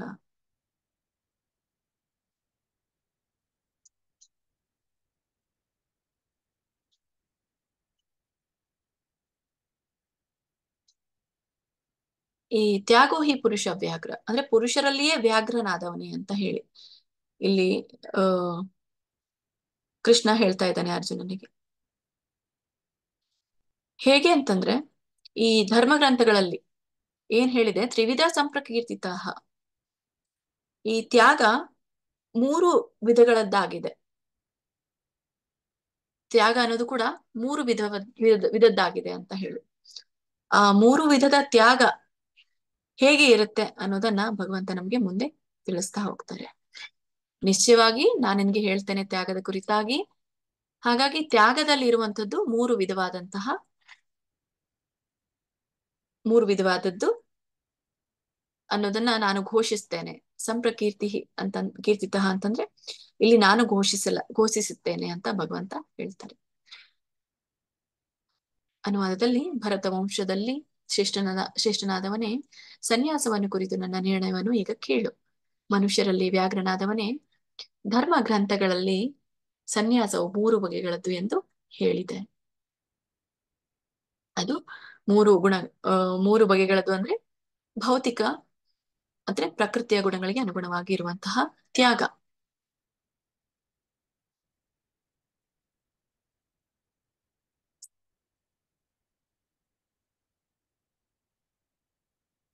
ಓಕೆ, ಇನ್ನೊಂದು ನಾನು 5 ಮಿನಿಟ್ಸ್ ತಗೊಳ್ತೇನೆ. ನನಗೆ ಒಂದು 5-10 ಮಿನಿಟ್ಸ್ ಕೊಡಿ. ಮುಂದಿನ ಶ್ಲೋಕಗಳಲ್ಲಿ ಭಗವಂತ ಈ ಯಜ್ಞ ದಾನ ತಪಸ್ಸುಗಳನ್ನ ಮಾಡೋದ್ರಿಂದ ಏನಾಗತ್ತೆ ಅದರ ಪರಿಣಾಮ ಏನು ಅನ್ನೋದನ್ನ ಇಲ್ಲಿ ತಿಳಿಸ್ತಾ ಇದ್ದಾರೆ. ಅಂದ್ರೆ ಈ ಯಜ್ಞ ದಾನ ತಪಸ್ಸು ಈ ಈಗಾಗಲೇ ಕರ್ಮಕಾಂಡಗಳಲ್ಲಿ ಇರುವಂತಹ ಒಂದು ಈ ಆ ಮಾಡಲೇಬೇಕಾದಂತಹ ಕೆಲವೊಂದು ನಿಯಮಗಳು, ಯಜ್ಞಗಳು, ದಾನಗಳು, ತಪಸ್ಸುಗಳು ಅವುಗಳನ್ನ ನೀನ್ ಬಿಡಬೇಡ. ಹಾಗಾಗಿ ಅವುಗಳನ್ನ ಮಾಡೋದ್ರಿಂದ ಏನಾಗುತ್ತೆ ಅನ್ನೋದನ್ನ ಇಲ್ಲಿ ಹೇಳ್ತಾ ಇದ್ದಾರೆ. ಈಗಾಗಲೇ ಅಲ್ಲಿ ಮೊದಲನೇ ಶ್ಲೋಕದಲ್ಲಿ ಇದೆ, ಎರಡನೇ ಶ್ಲೋಕದಲ್ಲಿ ಇದೆ, ಅದನ್ನೇ ಇಲ್ಲಿ ಮತ್ತೆ ಹೇಳಲಾಗಿದೆ. ಭಗವದ್ಗೀತೆ 18ನೇ ಅಧ್ಯಾಯದ 5ನೇ ಶ್ಲೋಕ. ಯಜ್ಞ ದಾನ ತಪ ಕರ್ಮ ನ ತ್ಯಾಜಂ ಕಾರ್ಯಮೇವ ತತ್ ಯಜ್ಞೋದಾನಂ ತಪಶ್ಚೈವ ಪಾವನಾನಿ ಮನೀಷಿಣಾಂ. ಯಜ್ಞ ದಾನ ತಪ ಕರ್ಮ ನ ತ್ಯಾಜಂ ಕಾರ್ಯಂ ಏವ ತತ್. ಯಾರು ಯಜ್ಞದಾನ ತಪಸ್ಸುಗಳನ್ನ ಆ ಮಾಡ್ತಾರೋ ಅದು ಒಳ್ಳೆಯದು, ಅದನ್ನ ಬಿಡಬಾರದು, ಅವುಗಳನ್ನ ಮಾಡಲೇಬೇಕು. ಕಾರ್ಯಂ ಏವ ತತ್ ಅಂತ ಹೇಳ್ತಾರೆ, ಅಂತವುಗಳನ್ನ ಮಾಡ್ಲೇಬೇಕು. ಏನನ್ನ? ಯಜ್ಞದಾನ ತಪಸ್ಸು. ಯಜ್ಞೋದಾನ ತಪಶ್ಚೈವ ಪಾವನಾನಿ ಮನೀಷಿಣಾಂ. ಮನೀಷಿಣಾಂ ಅಂತಂದ್ರೆ ಇಲ್ಲಿ ಮನುಷ್ಯರನ್ನ ಅಂತ ಹೇಳಿ, ಅಂದ್ರೆ ಮನುಷ್ಯರನ್ನ ಇಲ್ಲಿ ಮಹಾತ್ಮರು ಅಂತ ಹೇಳಲಾಗ್ತಾ ಇದೆ. ಯಾರು ಈ ಯಜ್ಞ ದಾನ ತಪಸ್ಸುಗಳನ್ನ ಮಾಡ್ತಾರೋ ನಿಯಮಗಳ ಪ್ರಕಾರ, ಅಂತವರು ಮಹಾತ್ಮರು. ಅಂತವರನ್ನ ಪಾವನಗೊಳಿಸುತ್ತೆ ಅಂತ ಹೇಳ್ತಾರೆ. ಏನ್ ಪಾವನಗೊಳಿಸುತ್ತೆ? ಪರಿಶುದ್ಧಗೊಳಿಸುತ್ತೆ. ಎದರಿಂದ ಪರಿಶುದ್ಧಗೊಳಿಸುತ್ತೆ? ಎಷ್ಟೋ ಪಾಪ ಕಾರ್ಯಗಳನ್ನ ನಾವು ಮಾಡಿರ್ತೇವೆ.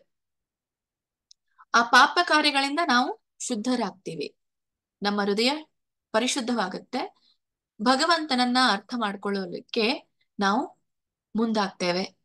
ಸೊ ಇದರಿಂದ ಎಷ್ಟು ನಮ್ಮ ಮುಂದೆ ಇರುವಂತಹ ಒಂದು ಪಾಪದ ಪದರು ನಾಶವಾಗ್ತಾ ಹೋಗುತ್ತೋ ಅಷ್ಟು ನಾವು ಭಗವಂತನಿಗೆ ಹತ್ತಿರವಾಗ್ತಾ ಹೋಗ್ತೇವೆ. ಸೊ ಈ ಹತ್ತಿರವಾಗ್ಲಿಕ್ಕೆ ಕಾರಣನೇ ಈ ಯಜ್ಞ ದಾನ ತಪಸ್ಸು. ಹಾಗಾಗಿ ಇವುಗಳನ್ನ ನೀನು ಬಿಡಬೇಡ. ಹಾಗಾಗಿ ಮದುವೆ ಮಾಡುವಂತಹ ಕಾರ್ಯಗಳು, ಮದುವೆ ಸಮಯದಲ್ಲಿ ಇರಬೇಕಾದಂತಹ ವಿಧಿವಿಧಾನಗಳು ಬೇಕೇ ಬೇಕು, ಮಾಡ್ಲೇಬೇಕು, ಆಚರಿಸ್ಬೇಕು ಅವುಗಳನ್ನ ಅನ್ನೋದನ್ನ ಇಲ್ಲಿ ಹೇಳಲಾಗುತ್ತೆ. ಮತ್ತೆ ಈ ಯಜ್ಞದಾನ ತಪಸ್ಸದ ಕುರಿತಾಗಿ ಮುಂದೆ ಹೇಳ್ತಾರೆ ಭಗವಂತ, ಅವಾಗ ಕೇಳೋಣ. ಅನುವಾದದಲ್ಲಿ ಯಜ್ಞದಾನ ತಪಸ್ಸುಗಳನ್ನು ಬಿಡಬಾರದು, ಅವುಗಳನ್ನ ಮಾಡಲೇಬೇಕು. ವಾಸ್ತವವಾಗಿ ಯಜ್ಞದಾನ ತಪಸ್ಸುಗಳು ಮಹಾತ್ಮರನ್ನು ಸಹ ಪರಿಶುದ್ಧಗೊಳಿಸುತ್ತೆ. ಹಾಗಾಗಿ ಇಲ್ಲಿ ನೋಡಿ, ವಿವಾಹ ಯಜ್ಞ ಅಂತ ಹೇಳ್ತಾರೆ, ಗರ್ಭ ಸಂಸ್ಕಾರ ಯಜ್ಞ ಅಂತ ಹೇಳ್ತಾರೆ, ಉಪನಯನ ಯಜ್ಞ ಅಂತ ಹೇಳ್ತಾರೆ, ವಿದ್ಯಾಭ್ಯಾಸ ಯಜ್ಞ ಅಂತ ಹೇಳ್ತಾರೆ. ಹೀಗೆ ಬಹಳಷ್ಟು ನಾವು ಏನು ಆಚರಣೆ ಮಾಡ್ತೀವೋ ಅವುಗಳನ್ನ ಬಿಡಬಾರ್ದು, ಮಾಡ್ಬೇಕು. ಇದರಿಂದ ಆಧ್ಯಾತ್ಮಿಕದಲ್ಲಿ ಪ್ರಗತಿ ಆಗುತ್ತೆ ಅಂತ ಹೇಳ್ತಾರೆ. ಕೊನೆಯ ಶ್ಲೋಕ, ಇವತ್ತಿನ ತರಗತಿ ಕೊನೆಯ ಶ್ಲೋಕ.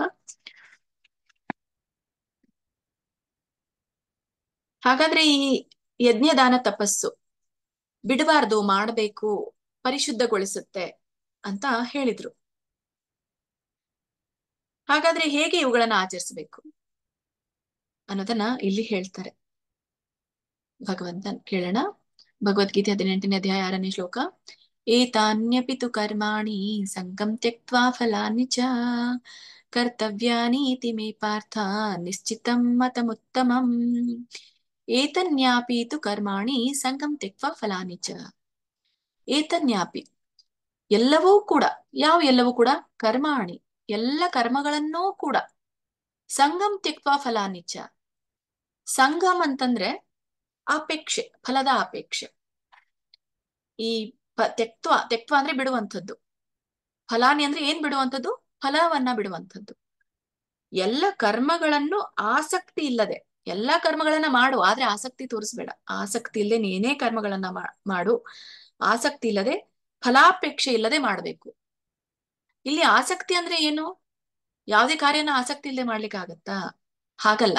ಅಟ್ಯಾಚ್ಮೆಂಟ್, ಇದೇ ಬೇಕು, ಇದನ್ನೇ ಮಾಡ್ಬೇಕು, ಇದು ಮಾಡ್ದೆ ನನ್ಗೆ ಬೇರೆ ಮಾಡ್ಲಿಕ್ಕೆ ಆಗಲ್ಲ ಅನ್ನುವಂತ ಸಂಘಂ ಇಲ್ಲಿ ನಮ್ಗೆ ಕೊಟ್ಟಿರುವಂತದ್ದು ಯಾವ್ದು? ಇಲ್ಲಿ ಆಸಕ್ತಿ ಅಂತ ಕೊಟ್ಟಿದ್ದಾರೆ. ಆದ್ರೆ ಇಲ್ಲಿ ಹೇಳುವಂಥದ್ದು ಅದ್ರ ಮೇಲೆ ಇರುವಂತಹ ಪೂರ್ಣ ಅಟ್ಯಾಚ್ಮೆಂಟ್, ಲಿಪ್ತತೆ. ಆ ಲಿಪ್ತತೆಯನ್ನ ಬಿಡ್ಬೇಕು ಅಂತ ಹೇಳ್ತಾರೆ ಭಗವಂತ. ಯಾಕಂದ್ರೆ ಒಂದು ಕೆಲಸ ಈಗ ನನ್ಗೆ ಇಷ್ಟ ಆಗತ್ತೆ, ನಾಳೆ ಇಷ್ಟ ಆಗಲ್ಲ. ಆ ಇಷ್ಟ ಕಷ್ಟ ಅನ್ನುವಂಥದ್ದು ಇರಬಾರ್ದು ಯಾವುದೇ ಕಾರ್ಯಗಳಲ್ಲಿ. ಅದೇ ಸಂಗಂ. ಇಷ್ಟ ಕಷ್ಟ ಅನ್ನೋದನ್ನೇ ಸಂಘ ಅಂತ ಹೇಳ್ತಾರೆ. ಅದನ್ನ ಬಿಡ್ಬೇಕು. ಏನೇನ್ ಬಿಡ್ಬೇಕು? ಈ ಎಲ್ಲ ಕರ್ಮಗಳನ್ನ ಲಿಪ್ತತೆ ಇಲ್ಲದೆ, ಫಲಾಪೇಕ್ಷೆ ಇಲ್ಲದೆ ಮಾಡ್ಬೇಕು ಅಂತ. ಎಲ್ಲ ಕರ್ಮಗಳನ್ನ ಲಿಪ್ತತೆ ಇಲ್ಲದೆ, ಫಲಾಪೇಕ್ಷೆ ಇಲ್ಲದೆ ಮಾಡ್ಬೇಕು ಅನ್ನೋದನ್ನ ಇಲ್ಲಿ ಹೇಳ್ತಾರೆ. ಮತ್ತೆ ಫಲಾಪೇಕ್ಷೆ ಇಲ್ಲದೆ ಮಾಡ್ಬೇಕು ಅಂತಂದ್ರೆ ನಮ್ಗೆ ಅದಕ್ಕೊಂದು ಧರ್ಮ ಗ್ರಂಥಗಳಲ್ಲಿ ಇರುವಂತಹ ಒಂದು ನಿಯಮ ಬೇಕು. ಅದಕ್ಕೆ ನಮ್ಗೆ ಹೇಳುವಂಥದ್ದು ಕರ್ತವ್ಯ. ಕರ್ತವ್ಯಾನೀತಿ ಮೇ ಪಾರ್ಥ. ಇವತ್ತೇನಾದ್ರೂ ತರಗತಿ ಇದೆಯಾ ನಿಮ್ದು? ಯಾರಿದ್ದಾರೆ ಅಲ್ಲಿ? ಭಕ್ತಿ ಶಾಸ್ತ್ರ ಇದಿಲ್ಲಲ್ಲ? ಹ್ಯಾಂಡ್ ರೈಸ್ ಮಾಡಿ ಇದ್ರೆ. ಕರ್ತವ್ಯಾನೀತಿ ಮೇ ಪಾರ್ಥ. ಅವುಗಳನ್ನ ಏನಂತ ತಿಳ್ಕೊಳ್ಬೇಕು ನಾವು? ಹೌದಾ, ಇದೆಯಾ? ಓಕೆ, ಅನ್ಮ್ಯೂಟ್ ಮಾಡ್ಕೊಳ್ಳಿ ಮತ್ತೆ. ಹರೇ ಕೃಷ್ಣ ಮಾತಾಜಿ, ಗ್ರೂಪ್ ಅಲ್ಲಿ ಹಾಕಿದ್ದಾರೆ ಮಾತಾಜಿ 6 PM ಕ್ಲಾಸ್ ಅಂತ.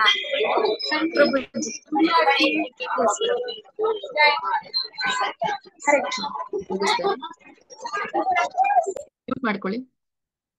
ಹೇಗೆ ಮಾಡ್ಬೇಕು ಅಂತಂದ್ರೆ ಕರ್ತವ್ಯ ಅಂತ ಮಾಡ್ಬೇಕು. ಅದಕ್ಕಾಗಿ ಕರ್ತವ್ಯಗಳ ಪಾಲನೆ ಬೇಕು. ಪಾರ್ಥ ಪ್ರತಿಯ ಮಗನಾದ ತೃತೀಯ ಪುತ್ರನೇ ಅಂತ ಹೇಳ್ತಾರೆ. ನಿಶ್ಚಿತಂ ಮತಂ ಉತ್ತಮಂ ಅಂತ. ಇದು ನಿಶ್ಚಿತವಾಗಿಯೂ ಕೂಡ ಉತ್ತಮವಾದ ಅಭಿಪ್ರಾಯ ಅಂತ ಭಗವಂತ ಹೇಳ್ತಾರೆ. ಇದು ನನ್ನ ಅಂತಿಮ ಅಭಿಪ್ರಾಯ ಅಂತಾನೂ ಕೂಡ ಹೇಳ್ತಾರೆ. ಏನು ಅಂತಿಮ ಅಭಿಪ್ರಾಯ? ಎಲ್ಲ ಕರ್ಮಗಳನ್ನು ಲಿಪ್ತತೆ ಇಲ್ಲದೆ, ಫಲಾಪೇಕ್ಷೆ ಇಲ್ಲದೆ ಮಾಡ್ಬೇಕು. ಮತ್ತೆ ಅವುಗಳನ್ನ ನಾನು ಕರ್ತವ್ಯ ಅಂತ ತಿಳ್ಕೊಳ್ಬೇಕು. ಅನುವಾದದಲ್ಲಿ ಪಾರ್ಥನೆ ಎಲ್ಲ ಕರ್ಮಗಳನ್ನು ಆಸಕ್ತಿ ಇಲ್ಲದೆ ಮತ್ತು ಫಲಾಪೇಕ್ಷೆ ಇಲ್ಲದೆ ಮಾಡಬೇಕು. ಅವನು ಕರ್ತವ್ಯ ಎಂದು ಮಾಡಬೇಕು. ಇದು ನನ್ನ ಅಂತಿಮ ಅಭಿಪ್ರಾಯ. ಹರೇ ಕೃಷ್ಣ. ಧನ್ಯವಾದಗಳೆಲ್ಲರೂ ಕೂಡ. ಇವತ್ತಿನ ತರಗತಿಯಲ್ಲಿ ಕುರಿತಾಗಿ ಏನಾದ್ರೂ ಪ್ರಶ್ನೆಗಳಿದ್ರೆ ನಾನು ನಾಳೆಯ ತರಗತಿಯಲ್ಲಿ ತಗೊಳ್ತೇನೆ. ಕ್ಷಮಿಸಿ, ಪ್ರಭುಜಿ ಅವರು ತರಗತಿ ತಗೊಳ್ತಾರಂತೆ.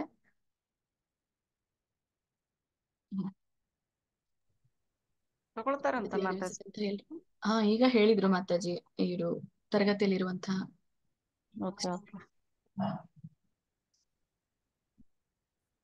ಧನ್ಯವಾದಗಳು ಎಲ್ರಿಗೂ ಕೂಡ. ಹರೇ ಕೃಷ್ಣ ಮಾತಾಜಿ, ಧನ್ಯವಾದ. ಹರೇ ಕೃಷ್ಣ ಮಾತಾಜಿ, ಧನ್ಯವಾದಗಳು. ಎಲ್ರಿಗೂ ಕೂಡ ಓಪನ್ ಅನ್ಮ್ಯೂಟ್ ಮಾಡ್ತಾ ಇದ್ದೇನೆ. ಹರೇ ಕೃಷ್ಣ. ಹರೇ ಕೃಷ್ಣ.